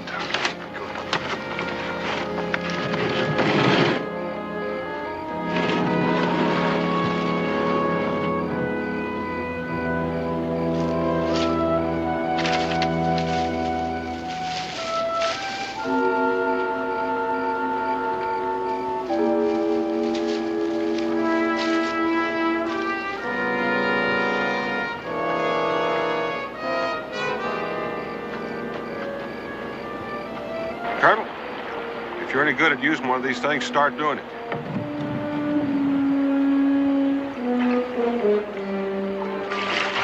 Oh, Richard, you got me all wet. All right. Maybe I shouldn't have mentioned. I think I'll soon get the hang of it. Colonel, why don't you practice some other time when this noise you're making won't get us killed?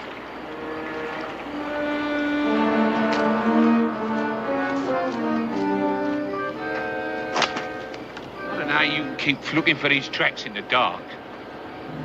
Even the feeble eyes of my mother could see these. Right, you are. Like someone was stomping hard. Yeah, would that mean they was running? Those who are being pursued often. You're very right there, matey. Running hard over the land. I likes that better than open water. Yeah, come on now. I reckon I can follow these myself. Come on. One does not follow a trail by eyes alone. What do you mean? The eyes see tracks. The nose smells the scent of flowers not in bloom. Really? The tracks lead south, but the scent of flowers comes across the water. I don't smell nothing.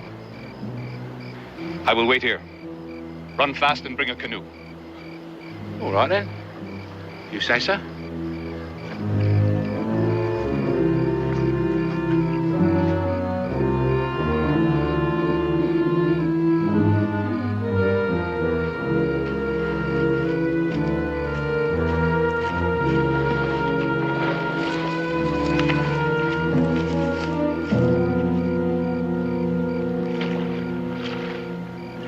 Don't you think you'll ever need that again?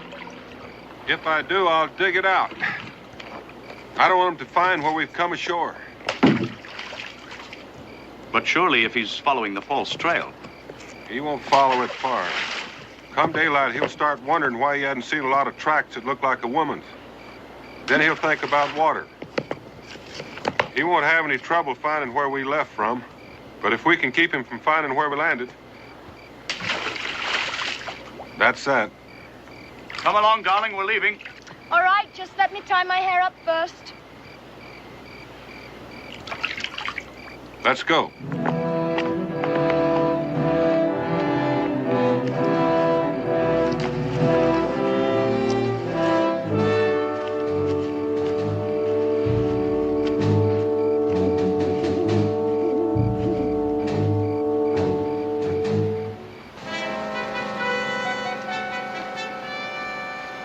Sergeant Perkins? Through here. Come on, Scott. This way.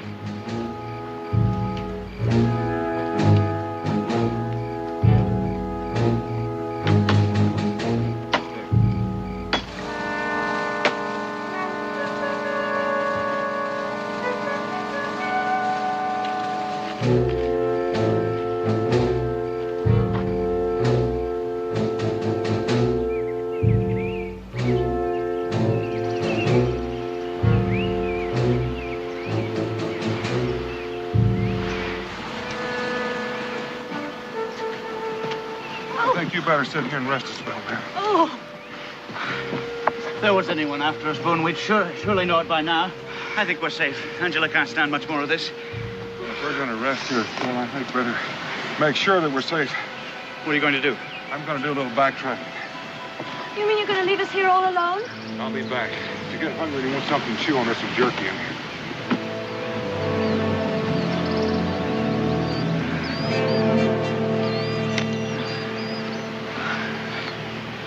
You'd better try and choke some of this down to keep your strength up. It may taste awful, but it's nourishing.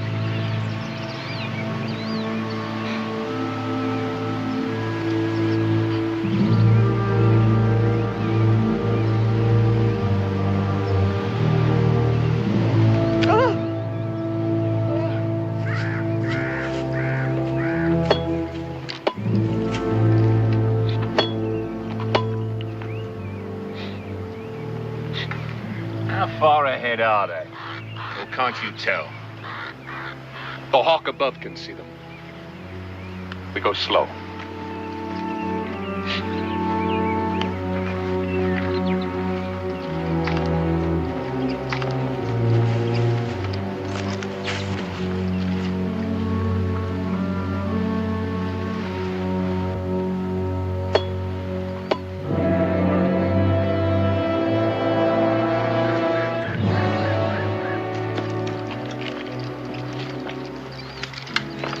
The scent of the flowers grows even stronger. They rest somewhere ahead.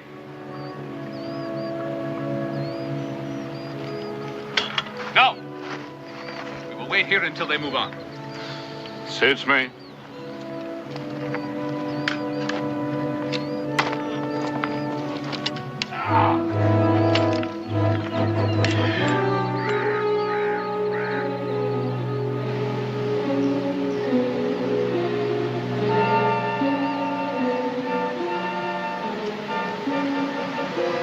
Mrs. Lackman, take off that dress. What? Here, put this on. Over here behind the rock. Now, just a minute, Boone. You're not giving orders to my wife. Your wife is reeking of perfume. Well, of course I'm wearing perfume. Well, what else can a poor woman do when she can't take a bath? What business is it of yours, anyway? I'd say it's more your business than mine. Many lives and 2 British soldiers are coming up that valley. And many lives has been following this scent like a hound. I should have put it together sooner, except I've been surrounded by it night and day. Miss Lackland, I want that dress. Oh, Richard. You better do as he says, Angela. Please do as I say. But what if many lives is...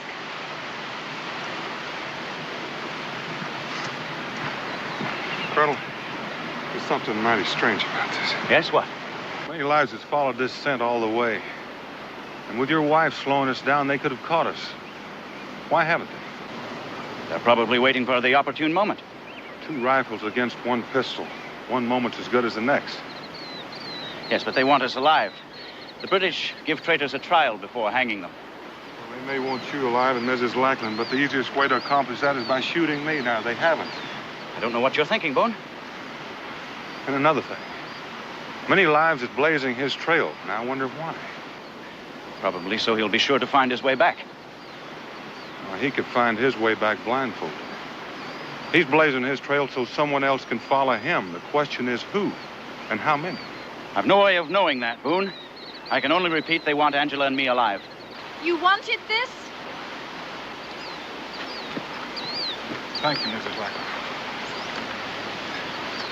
Colonel, I want you to take your wife and going up into that little valley there. There's a stream there. Follow it as far up as you can. I'll find you later. If you know there's a stream nearby, then you must be in familiar territory. I've been here before. Here, take my pack. I want to travel light.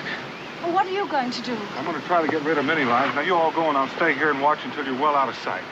Boone, if something happens to you, how will we find Grayson? You better hope nothing happens to me. But if you follow my directions, I'll take you to him by morning.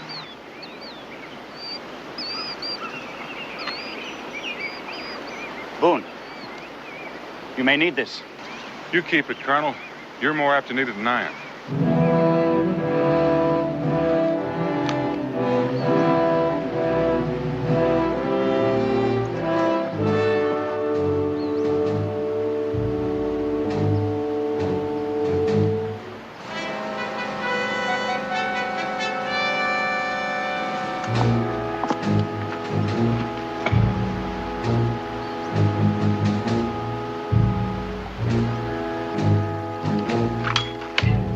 What's the matter now? They move again.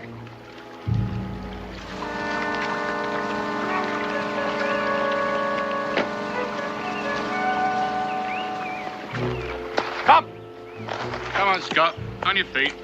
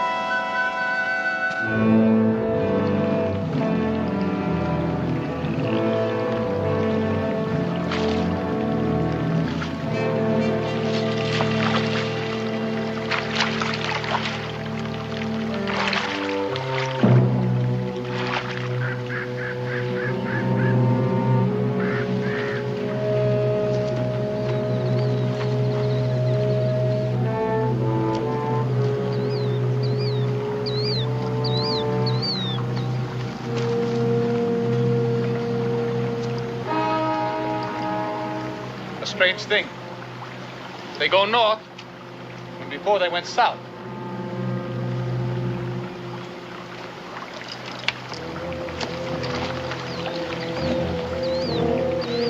Strange. Very strange. What's the matter now? Now they turn again. They must be lost. Daniel Boone, lost? No. Perhaps he suspects and doubles back to throw me off the trail.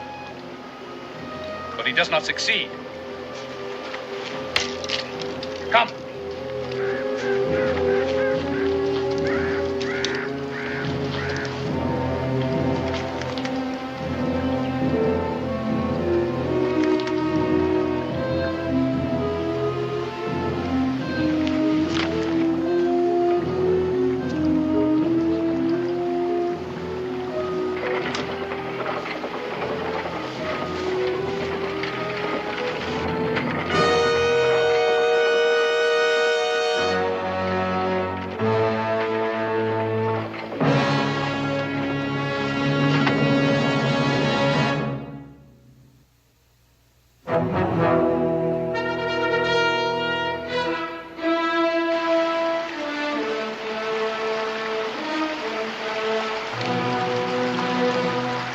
Why would the Colonel's lady throw away a lovely dress like that?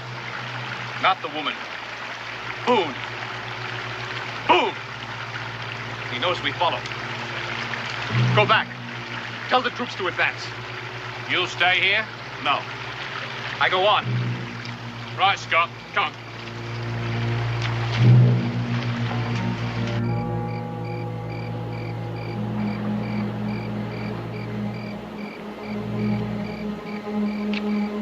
I wonder what's keeping Boone.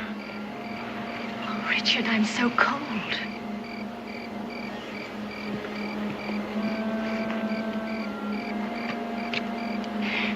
Suppose he doesn't come. Oh, Richard, what will we do if... Well, suppose things go wrong?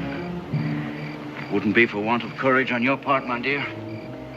You were magnificent.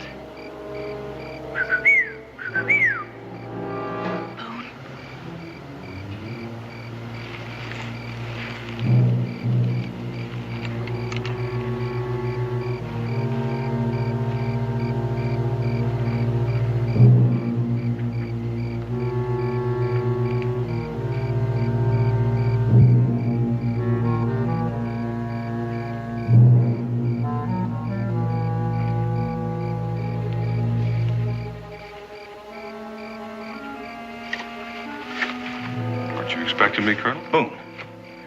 Yes, we're expecting you. Been expecting you for hours. It took me quite a while to lay a false trail for many lives.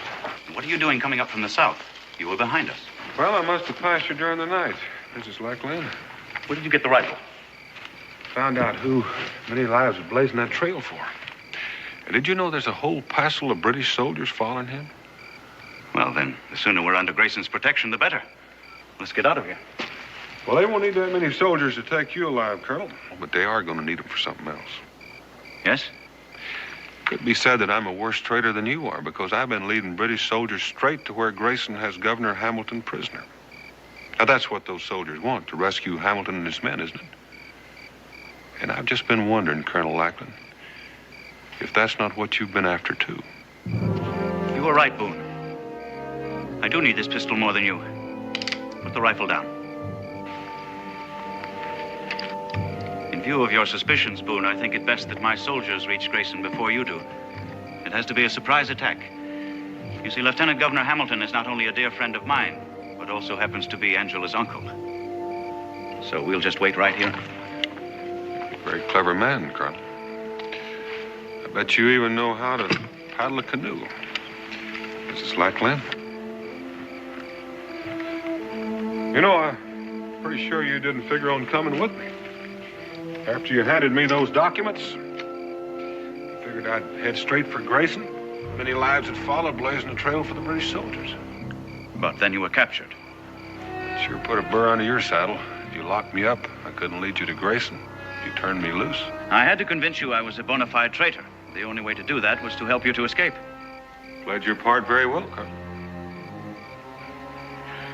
I think you had a few suspicions, Boone. The worst of it was you kept trying to hide our trail. We were hard put finding ways to leave a trail for many lives to follow. Like the perfume. It was the very best perfume, Mr. Boone. Well, you had me fooled right up until the time I found out that I was acting as a guide for the British Army. There is some comfort in knowing I wasn't traveling with British traitors. Thank you. Treason is distasteful, but in this case, the end justified the means. You mean your plan to rescue Hamilton? You can forget that, Colonel.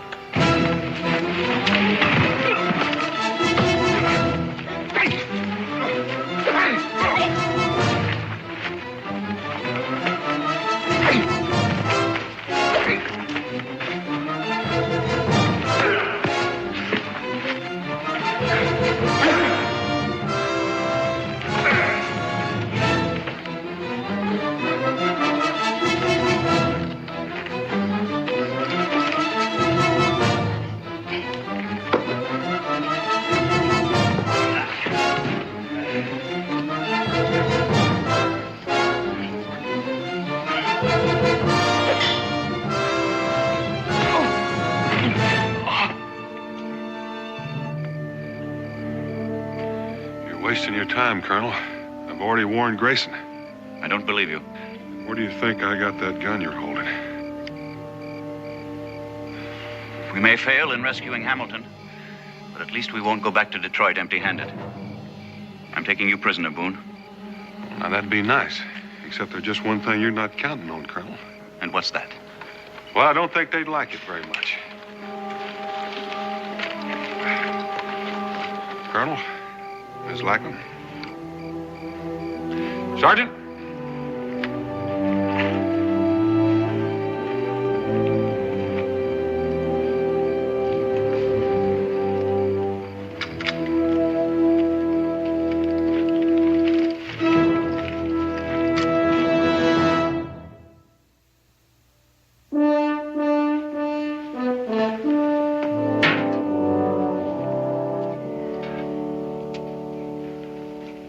Yesterday, the wind came up, blew my clothesline down. I had to do the whole wash over again. And Cincinnatus, to top it all off, has gone up on the price of flour. You left out Thursday. Thursday. Oh, Thursday was calamitous. The cakes I baked for Molly Malone's quilting bee fell. Oh, and butter wouldn't melt in Mrs. Gay's mouth when she saw 'em. And I ruined a batch of soap. Oh, and Daniel, the cabin needs chinking. Has Israel been behaving? Well, he's just trailing after Prather Beasley again. And neglecting his chores. You know, the wood box is empty. And he's completely quit bringing in the water. Well, I'll speak to him about that. Where'd you say you'd been? Hmm? I said, where did you say you'd been? Oh, for Detroit. And who was with you? Oh, Cully for the most part. Becky, we need some more hot water. This is kind of lukewarm. Lukewarm, is it? Cully has been back in Moonsboro 3 days, and I never knew him to wear women's perfume. Don't you lie to me, Daniel Boone. Oh, that's cold. What's so funny? That's the second time this week that perfume's almost got me killed.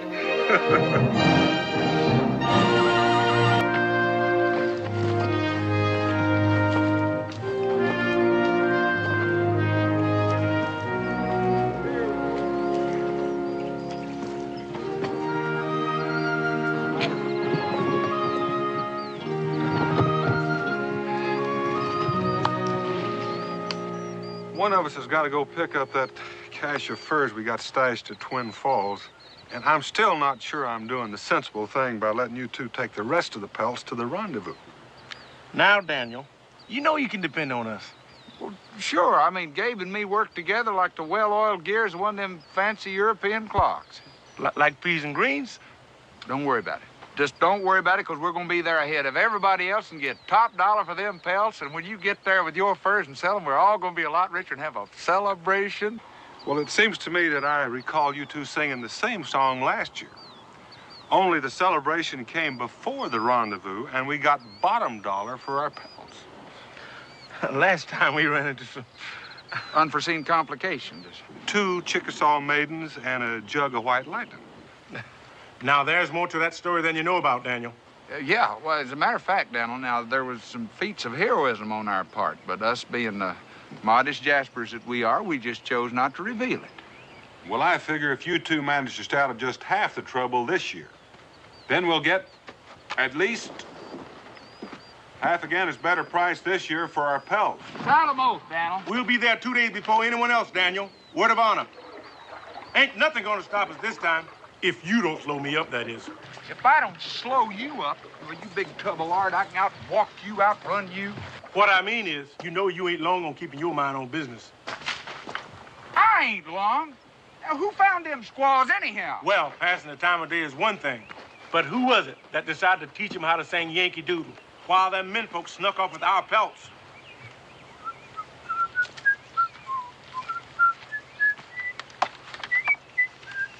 We're gonna get these furs strong. Dirty old trapper is what I am. I have been all my life. I've been in these woods so doggone long. I took an oak tree for my wife. A dirty old trapper is what I am. I have been all my life. I've been in these woods. What'd you forget the words? Oh, no.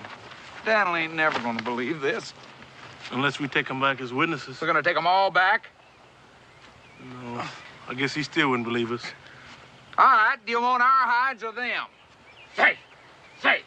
You understand, Indian? What's he talking about? He said to move out. That's what I thought he said.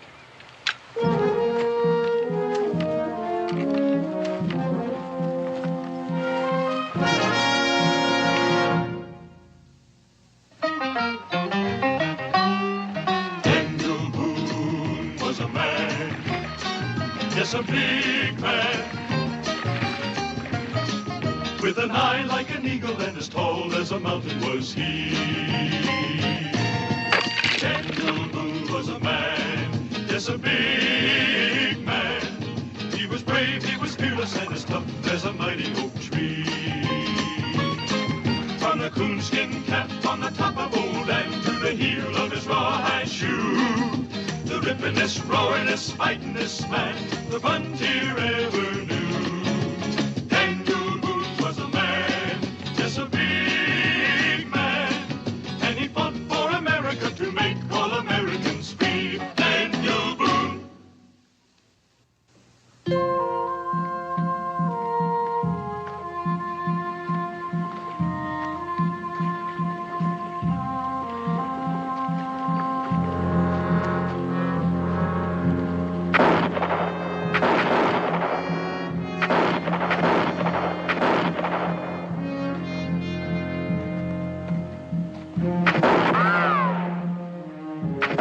Oh, I've seen a lot of of things, but I never saw Indians doing anything like that.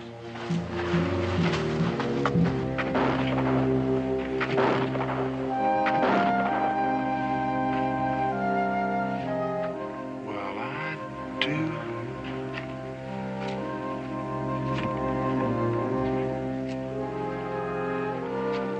Bien hecho, Tanoma. Descanse ahora. Ah, senores. American trappers, my men were correct. Welcome. May I present myself?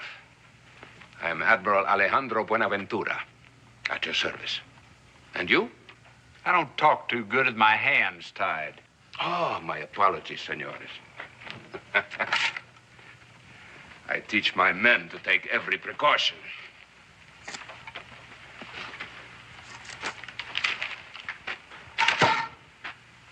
I'm Josh Clements. He's Gabe Cooper. Senor Clements, Senor Cooper. May I offer you some refreshments? After your involuntary journey.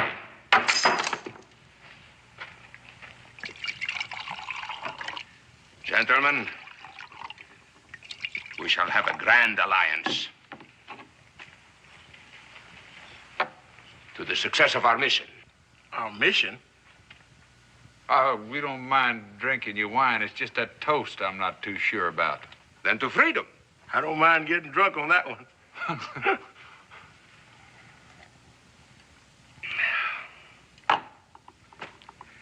No doubt you are wondering, who is this mysterious pomposity who calls himself Admiral while prancing around in deerskins hundreds of miles from the sea, yes?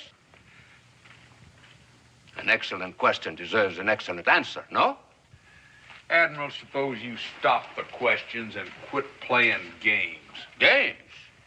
The great jewel knife of King Charles III of Spain is pressed against the throat of your country. You call that a game?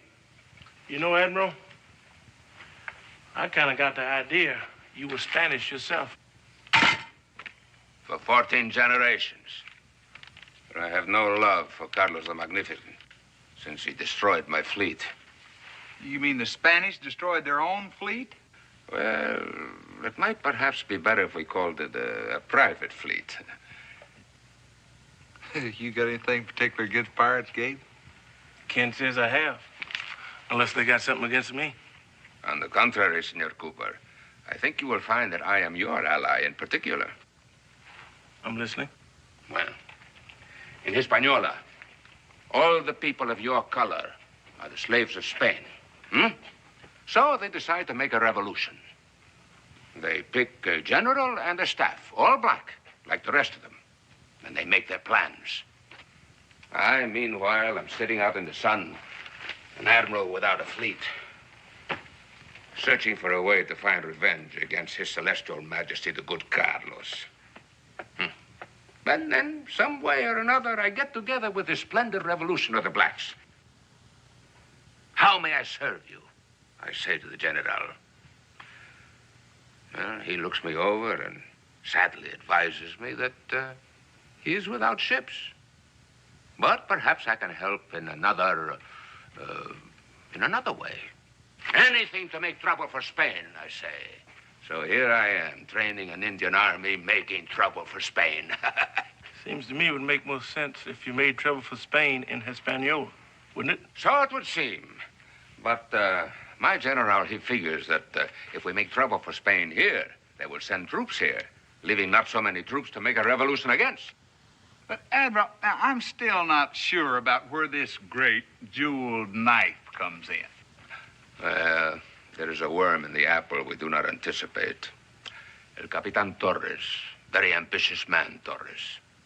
He's like this with Carlos the Magnifico. He whispers in the king's ear a plan to conquer the United States. With what? Here is the point of the jeweled knife, gentlemen. That? That's just a trading post. Yes, a Spanish trading post. Run by El Capitan Torres.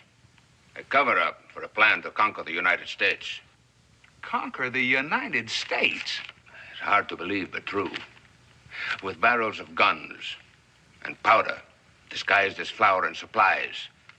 And then when Torres receives word that the king's troops are ready to sail upriver from New Orleans, then the flour is magically transformed into gunpowder. Then El Capitan Torres will march east. Now, your next question is, how do I know this, huh? Oh, you taste the couscous, then I tell you. The what? First, I teach the Indians to cook, then I teach them to fight.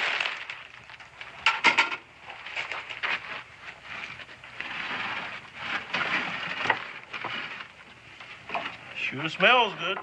The best of my cooks, Joselito, is now in the employ of El Capitan Torres. This here Joselito, he's still working for you, is that it? For me? For himself? For freedom, gentlemen. You know, Admiral, you serve a fine bowl of couscous and good wine, but you do not believe me. And you want to go. Go, then. No one will stop you. Perhaps I can find others more simpatico to your cause. All right, even if we did believe you, what can we do about it? Somewhere in El Capitan Torres' trading post is the invasion plan. My cook Joselito has sharp ears and nimble fingers, but he has been unable to find it. And you want us to find it? As Americans, Torres will never suspect you. After all, your country is cooperating with Spain. Your country needs you, gentlemen. The circumstances are bizarre, I know, but... Oh, no. There's nothing bizarre about that. We got to get into Torres' trading post, snoop around, find a plan, get it out without getting strung to some Spanish flagpole. Then you will do it? I'm sorry, Admiral. Some other time. Right now, we got a rendezvous with a beaver about that tall with a part in his hair. But if you ever come floating by in your flagship again, you just pipe us aboard, and we'd love to have some more of that couscous. Sure is better than hog jaws.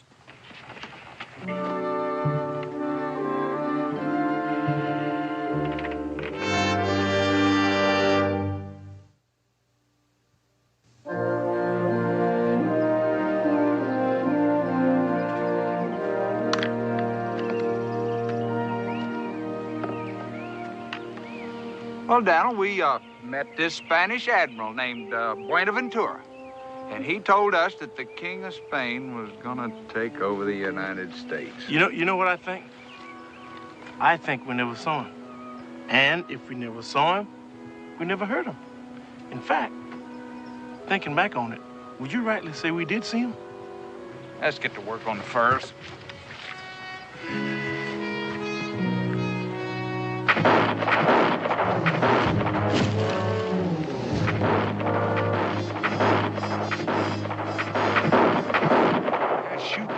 Good for Indians. You thinking what I'm thinking? If you're thinking we're caught in the middle of a crossfire, then you're thinking what I'm thinking. Look over here.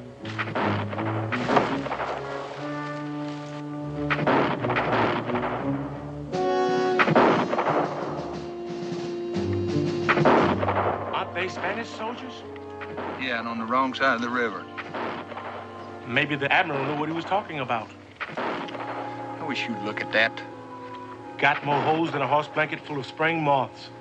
And, Daniel, the reason our furs are shot full of holes is because we got caught in a crossfire between a bunch of Spaniards and Indians. Why don't we just tell them that we got caught in this big hailstorm? ¡Rifle, estúpido! Son americanos. Ah, señores. Perdón. No era nuestra intención asustarlos. Nosotros somos amigos de los americanos. Do any of you fellas speak English? No comprendo. Posiblemente alguno de ustedes hable español. You shot our pelts full of holes. Your rifles are... And you ruined our furs. Now what are you going to do about it? El capitán, ¿comprende? El capitán. Did you say captain? El capitán. ¡Atención!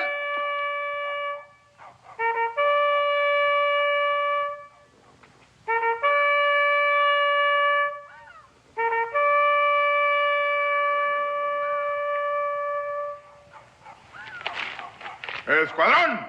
Rompan pila! And now, gentlemen, what can I do for you? Well, if you'll forgive me for being blunt, I'd just like to know what you're doing here. Now, a year ago, this was a trading post, an American trading post. And so it still is, except for temporary conditions which have altered its status. Oh, of course, we shall be more than delighted to help you with whatever provisions you expected to find here. We don't want any provisions. You see, we ran into one of your patrols up the road a little ways. Oh, I trust they didn't inconvenience you in any way. As a matter of fact, they did. Now, these used to be prime pelts until your boys decided they wanted to ventilate them a little. Oh, it's most unfortunate. Naturally, we will reimburse you. That's mighty kind of you, Captain. And of course, you will accept our poor hospitality for the night. Oh, I insist. Lleve estos señores al cuarto de huéspedes. Until dinner, señor. Por acá, señores. Atiende a los señores. Que estén cómodos.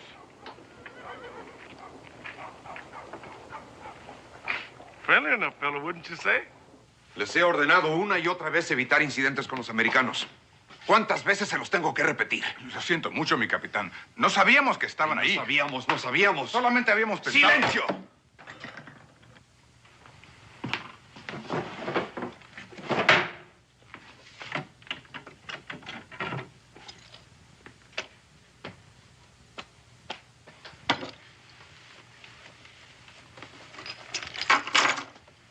The Capitan, he say he hope this make up nicely for the furs. Oh, you tell your captain we thank him a lot. Excuse me, sir. I don't think I caught your name. Joselito, senor. From the Indies, aren't you? Si, Espanol. Will there be anything else, senor? No, just thank the captain for us. Si, gracias.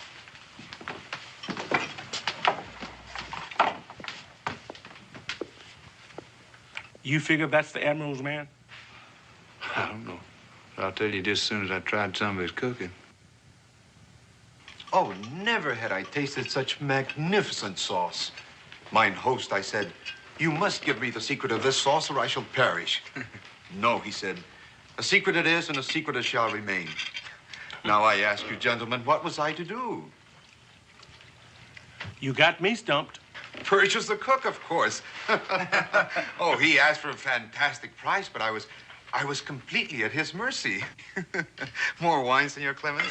Oh, no. No, it's awful good, but... No. I'm afraid if I have any more of it, I might forget to ask you a question that's kind of been preying on my mind a little bit. Ah, you are politely telling me that I have been talking too much. Forgive me. It is so rare that we have such congenial guests. No, it's just that, I'd like to know how you and your troops are occupying a fortified position on United States soil. We are here with permission from your government. A friendly gesture from one friendly country to another. Now, does that satisfy you? No, sir. It is very simple. We are chasing Indians. For a while, we weren't too sure who was chasing who there this morning. You're familiar with this tribe of savages? I'm familiar with them, but I'll tell you this. I never saw them handle themselves like they did today in that fight. Oh, they can handle themselves very well, I can assure you. So well that they have seriously affected the king's trade. You mean they've been crossing the river? Precisely. They attack our trading posts, our river boats. We give chase, and they withdraw to your side of the river. And so my government applied to your government for permission to cross the river in pursuit. Your government granted this permission. Sargento, el documento americano, por favor.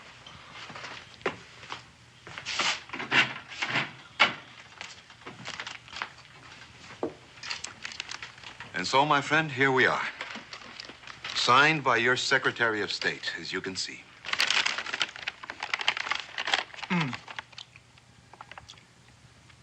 You've been mighty nice about this, Captain.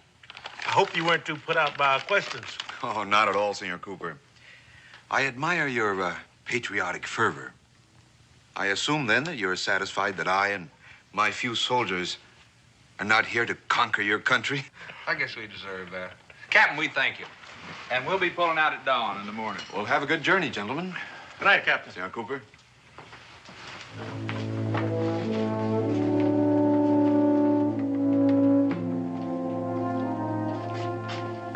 Joselito, traiga más café, por favor. Sí, capitán.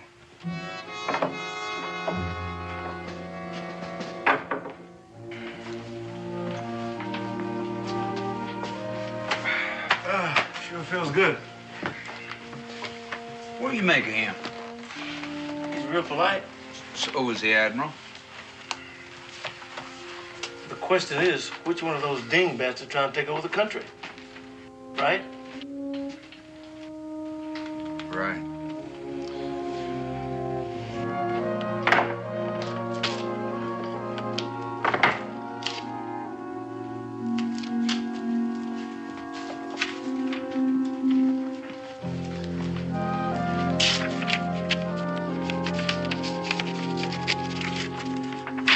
Para Buenaventura.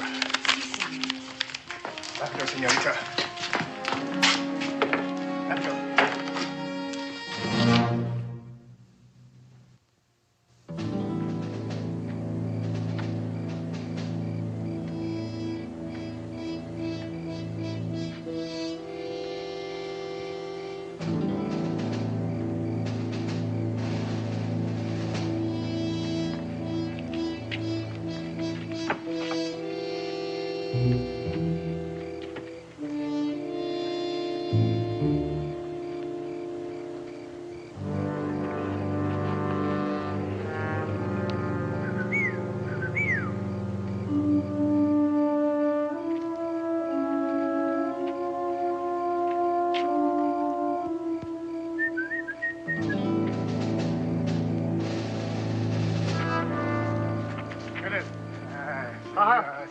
Joselito.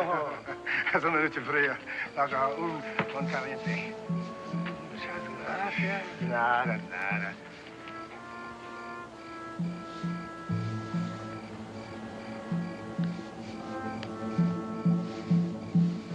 ¡Qué bueno!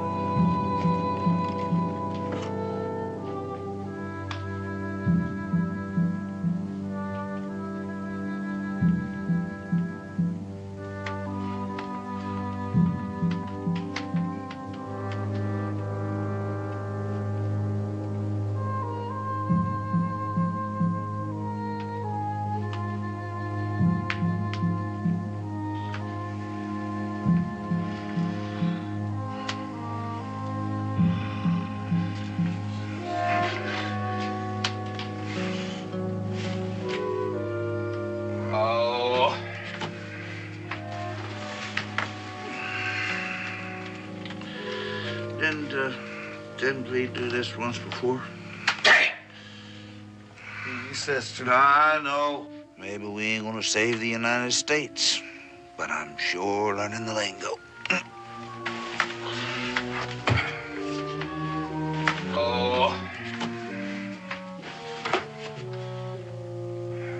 I think they're trying to tell us to get dressed.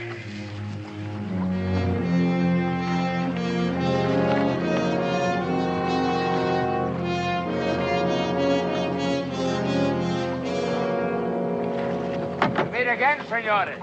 Yeah, and I'm getting a little tired of it. The price of liberty, my friend.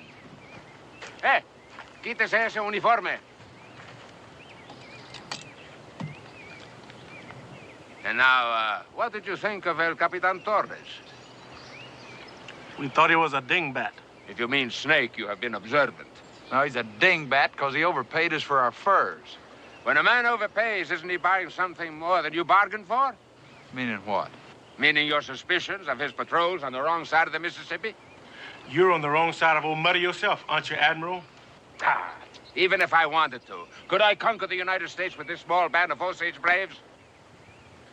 You seem to trust him more than you trust me. Yeah, well, he's got an agreement with our government. Caray, que bruto, bruto.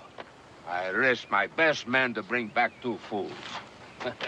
Here, come on.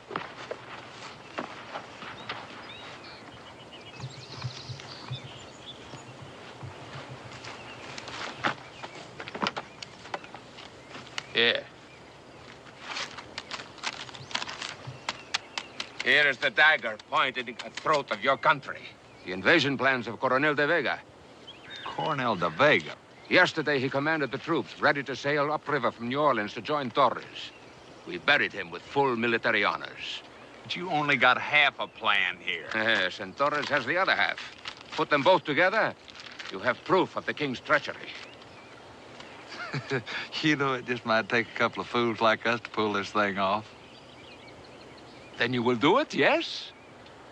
We'll do it, yes. You will be assaulted by Indians, then taken to Torres' headquarters alone. I will? And you, my friend, you are going to be dead. Dead? Torres' patrol will be here in about an hour.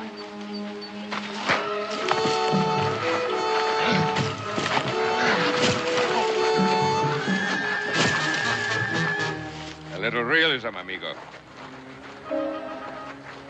We must convince Torres you were really assaulted by Indians. Sounds good. At an appropriate time, I will make an appearance at Torres' headquarters. Posing as De Vega's orderly. As soon as he uncovers his half of the plan, then we make our move. Can't you convince your friend this is just a ruse? Gabe! Gabe!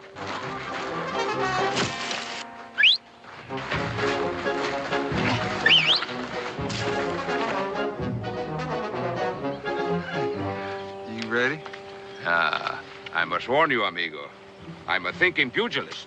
I'll just try to hit you when you're thinking.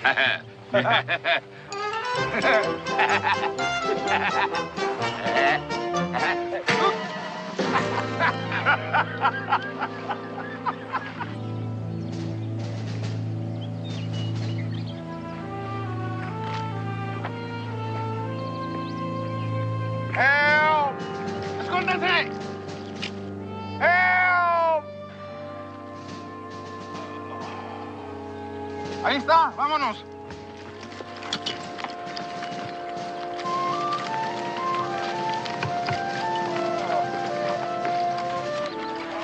Toma el rifle.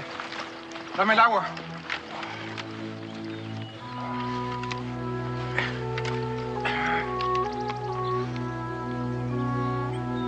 Thank you. Pobrecito. Qué bueno que llegamos a tiempo. ¿Te sientes bien? Vámonos.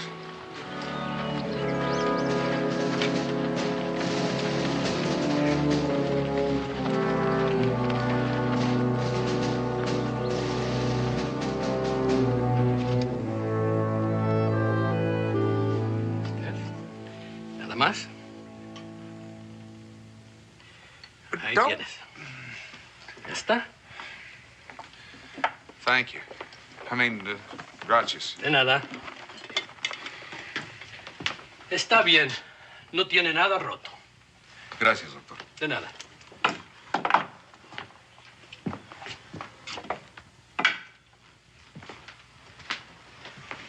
He says you're not seriously hurt, Senor Clemens. Is that so? Do you feel well enough to tell me what happened here last night?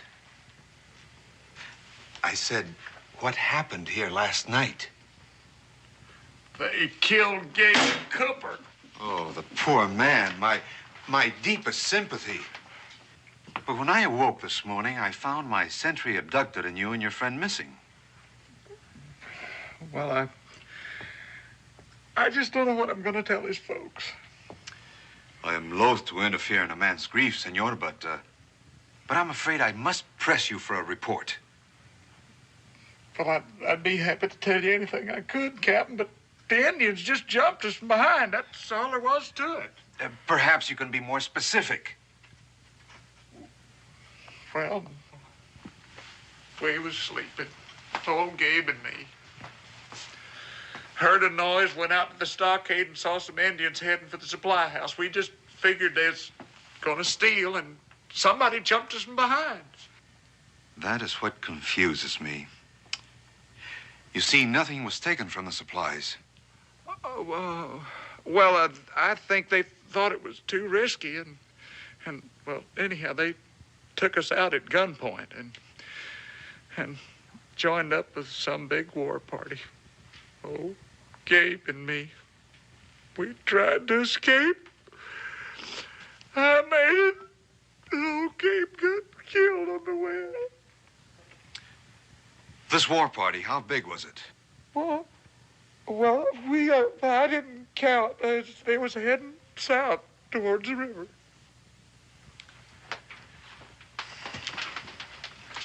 I appreciate your cooperation, senor. I shall bother you no further. To tell you the truth, Cap, I appreciate the company. It's, I wouldn't want to be here by myself. It's just a memory of poor old Gabe. Join us for dinner, senor. We shall try to distract you from your sorrows. Oh, you are a nice man, yet. Poor old Gabe. He was always so happy. Oh, now you're getting it. Now you're getting it. Of course, it ain't no couscous. A few more greens, honey. Oh, wow. Of course, you girls are so pretty, a man would be plumb loco to complain about your cooking anyway. Oh, no, thanks. One more bite and we're gonna bust. But you've been so hospitable. At least I should do is play you one song, huh?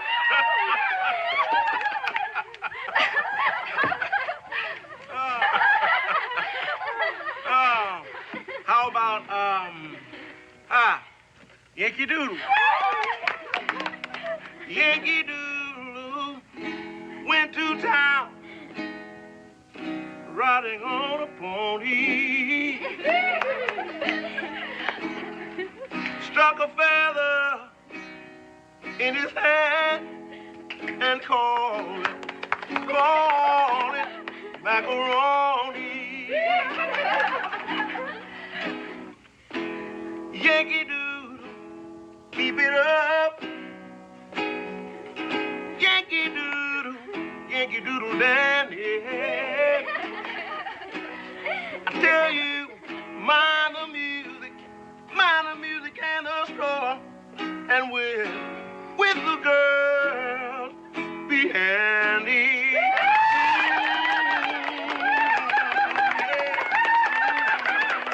Mother, dig my grave and dig it deep and narrow. Poor William died for me today. Un ayudante, mi capitán. Víctima de un ataque de los indios. ¿Quién es? Es un sirviente del coronel de Vega. Coronel de Vega. ¿Estás seguro? Sí, mi capitán, el coronel de Vega. Hazlo pasar. Muy bien. Oh, dig the deep. Joselito, will you see that Senor Clemens gets to his quarters, please? Sí, capitán. You mind? Get away from me. Let me alone. Joselito, I told you to get him out of here. Sí, capitán. Help me, Joselito.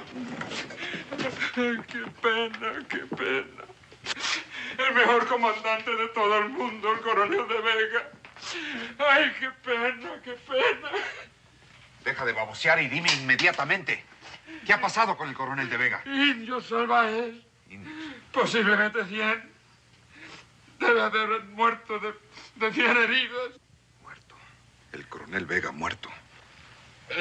Le traje esta carta. Estaba muy ansioso de que usted la recibiera. Poor William died for me today. He'll die for me tomorrow. Lleva a este hombre a la cocina y dale de comer. Gracias, Excelencia, gracias. Ay, qué pena.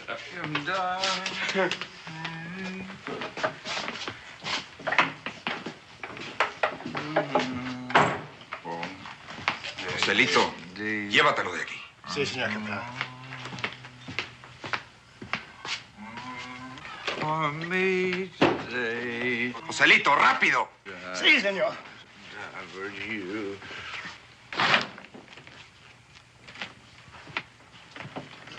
What's late, old my old friend? Now, what's late, old buddy? You just sit right down here and have a drink with old Josh.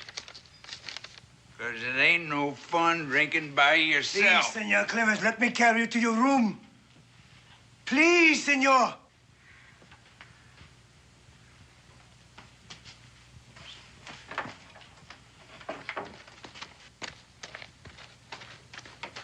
Capitán!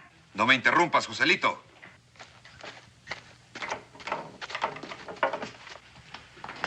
I'm sorry, Capitán. I can do nothing with this man. Senor Clemens, I must insist that you go to your room. Anything you Get him say, out of here, Joselito. Capitán, ¿Qué hay? es importante. ¿Qué es importante? Tengo que hablar con usted, capitán. Bien. First lady, why don't you have a drink?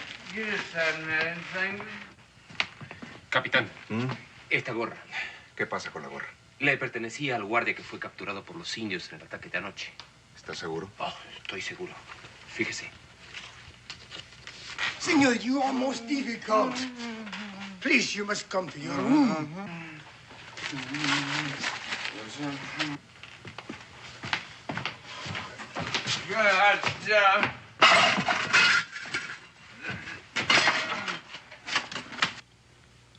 Saca a ese borracho de aquí.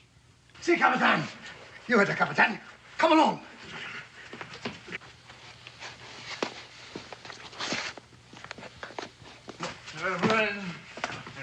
Brave and narrow. Captain, I'm leaving.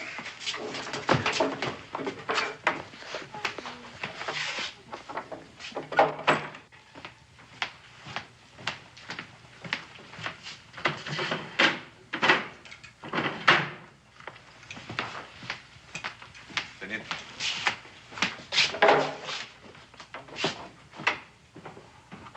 Gave his life for me. April gave his. What's this about the cap? It belonged to the guard that we captured last night. I am afraid. What, then they know that Buenaventura is a fake? At least they are very suspicious. What's the captain gonna do? He will question him. Can you get out of here without anybody asking you any questions? Yes. Well, this is what we've been looking for. Now, you take this to Buenaventura's camp, and you give it to Gabe Cooper, and tell him that if I don't get out of here, to get this to Daniel Boone, and tell him to guard it with his life. Do you understand? I understand. Now, as soon as I free Buenaventura, we'll catch up with you. I will tell him. Now, you better... Senor Clemens. What? Thank you. For what?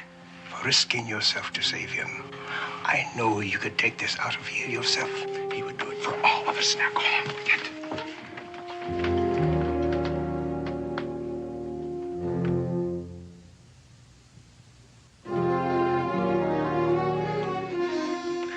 Ante Dios, lo juro. Le he dicho la verdad. En el nombre de mi santa madre. Cada palabra que le he dicho es la verdad, lo juro. ¿Dónde encontraste esta gorra? Es mía. ¿Y la carta? Como le he dicho, me la dio el coronel. Excuse me, Captain. I just come back to apologize. Will you not stay in your room, Senor Clemens?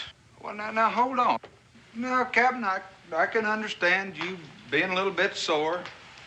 But I went out and got some fresh air, and I figured I'd kind of made a fool out of myself, and I just wanted to come back and apologize to you. And if you'll let me have a cup of coffee, I'll go on and won't bother you anymore.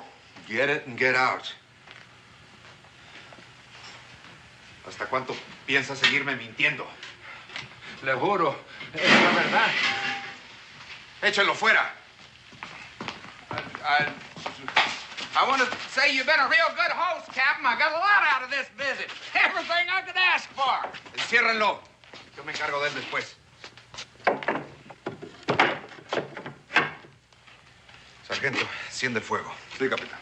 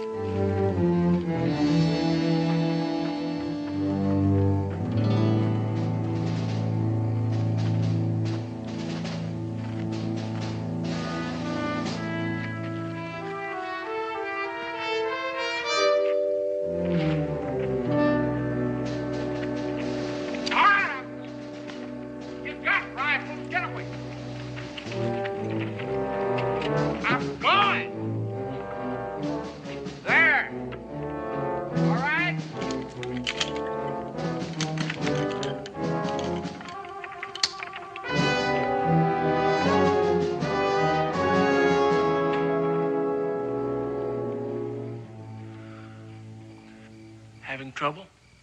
Who is that? Why, this is that well-oiled gear from that fancy European clock. What do you...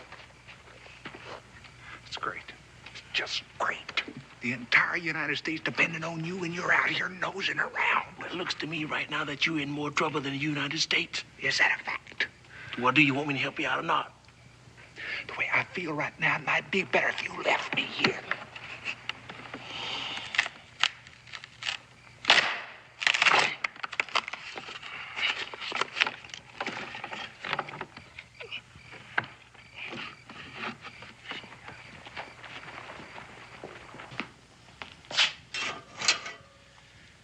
Te doy hasta 3 para que me digas cómo conseguiste la carta.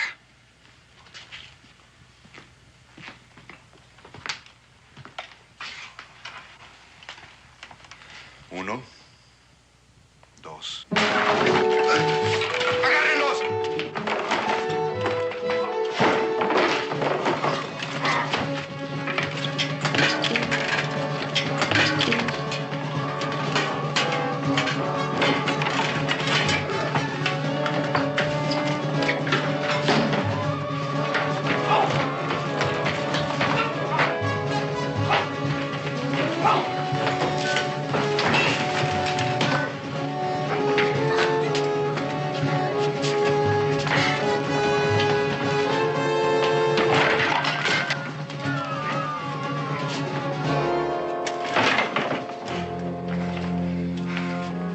¡Guardias! ¡Guardias! ¡Caray! ¿Qué ha pasado? Hold up. What about him? Let's take him with us. He might come in handy. Who are you? We're just a couple of trappers and a pirate trying to get along. You ready to go? After you, Senor Clemens. Senor Clemens, the plan, you got it? We got it. It's a little singed around the edges, but we got it. Here, you carry this. Makes me powerful nervous. I wish Daniel could read Spanish. Because you're never gonna believe this.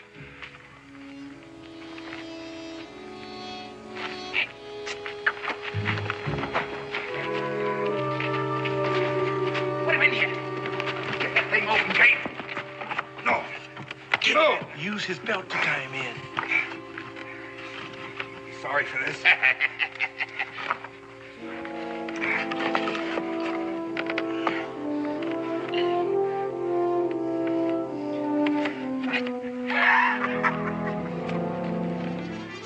Sargento! Josh, over there, over there. Come on.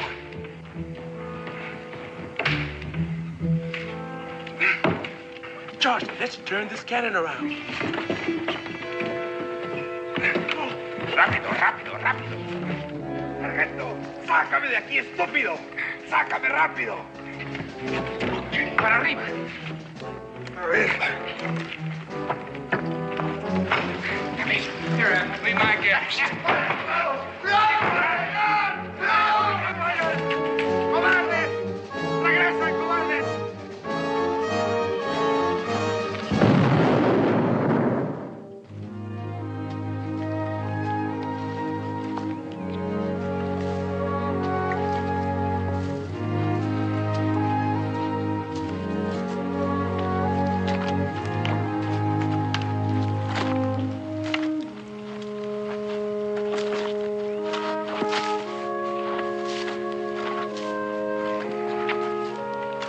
like the rendezvous is over. Everybody done come and gone.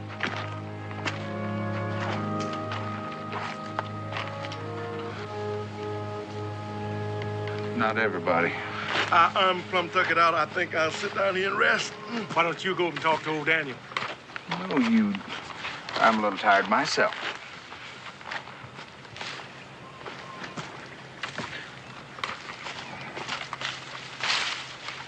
Don't even try to tell me. I'm not sure I want to hear it. Well, to tell you the truth, it's an interesting story, Daniel. Something like 300 Tuscaroras and a grizzly put you up a tree? No, that's not how it was at all. We held off an invasion of the Spanish army. The Spanish came marching over the Mississippi waving their swords and took your pelts away from you. No, they paid us for them. Top money, too. And this is a map of the invasion plan of the Spanish. Now then, if you're through jawing at us, I think it'd be a good idea if we took off east and gave these to the government. That's right. Here we sit talking while the whole country is endangered from the jewel knife of Charles III. Come on, Gabe.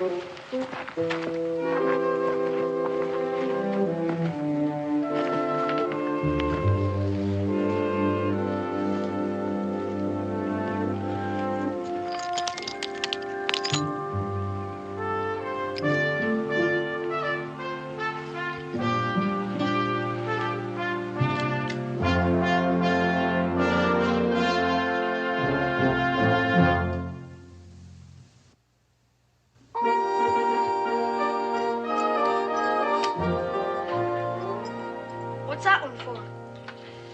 That, Israel, is the Order of the Purple Condor. The condor being the national bird of Espanol. Well, as I recall it, you got it for coming in fourth in the turkey shoot. Now, you fellas are just a wee mite overdressed, I'd say.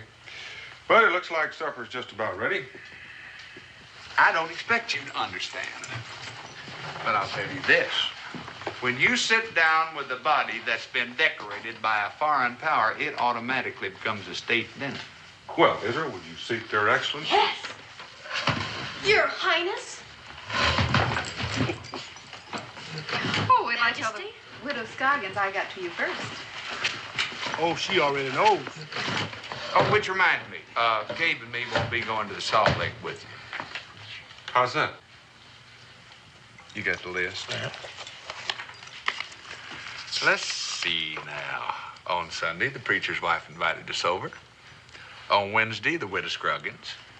Saturday night, Cincinnatus is having a big to-do for us. Oh, my. That about covers Boonesboro gentry, doesn't it? That's right. Sounds like you two are going to be eating kind of high off the hog next couple of days. Israel, there's something about heroes that gets to people. You know, it just doesn't seem quite fitting to be feeding cornbread and pan drippings to two bodies that just saved the United States. Well, Rebecca, I'm almost ashamed. Gabe and me would like you to know that these medals ain't gonna make any difference between us. You're sure?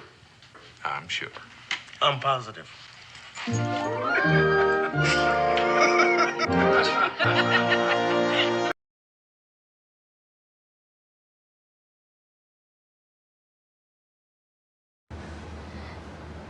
Hello, chào tất cả các bạn nha. Chào mừng các bạn đã đến với kênh của mình nhé. Hôm nay của mình tô bức tranh những côn trùng nhỏ sôi động rồi nha.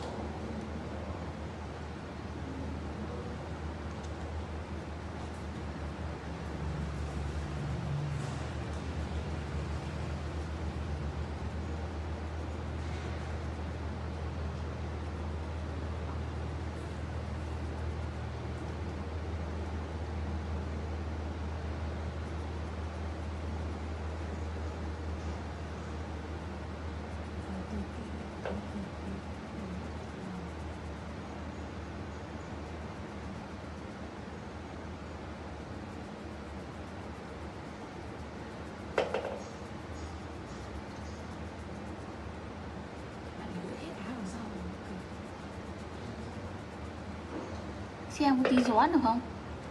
Ngồi đây. Ngồi đây.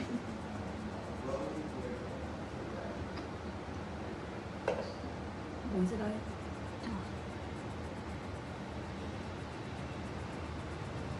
Không thấy ai. Đang tô đi đâu?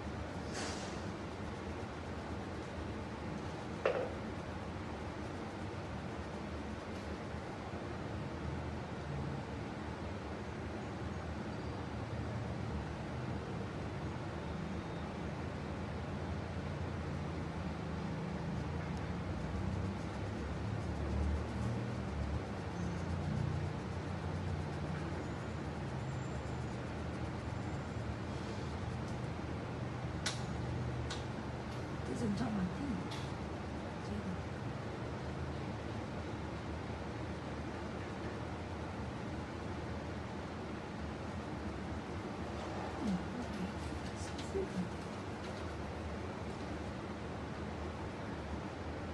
Mình sẽ kết thúc video tại đây nha. Cảm ơn các bạn đã xem video của mình.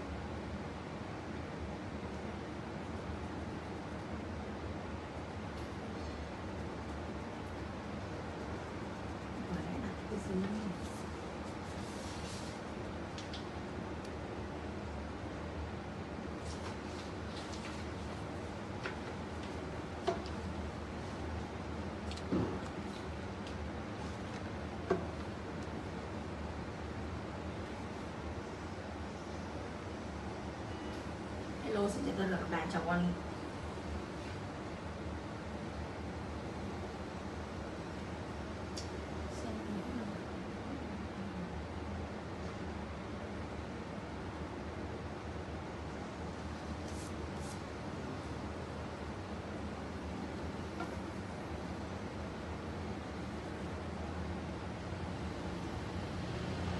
Hello, xin chào tất cả các bạn, chào mừng tất cả các bạn đã quay trở lại với kênh của mình. Hôm nay mình sẽ tổ tô bức tranh Mèo Con Đang Thư Giãn Trong Vườn Hoa nhé.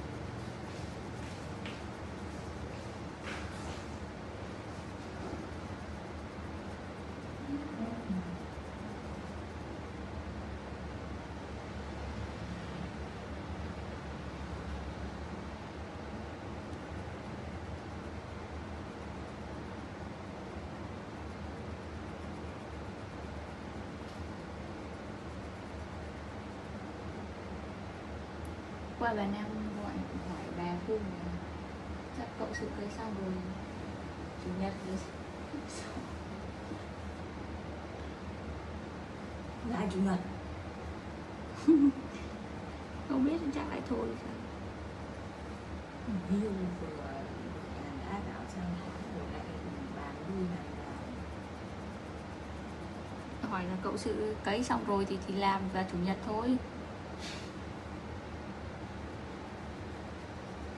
khi này rũ sau hôm nay là rũ tàn rồi.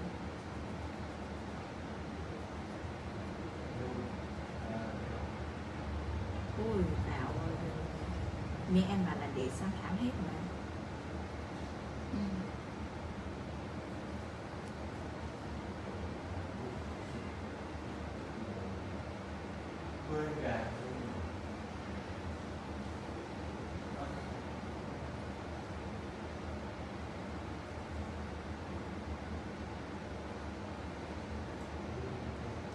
Đây, người gọi điện spam đáng ngờ từ Mobifone.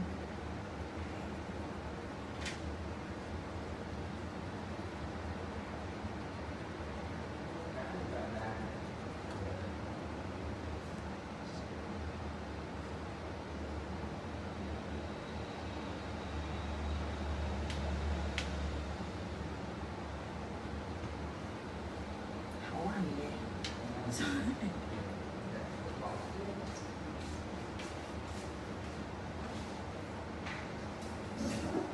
Cái gì đấy? Chưa.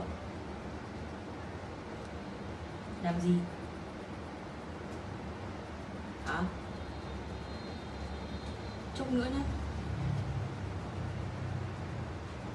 Một giờ kém.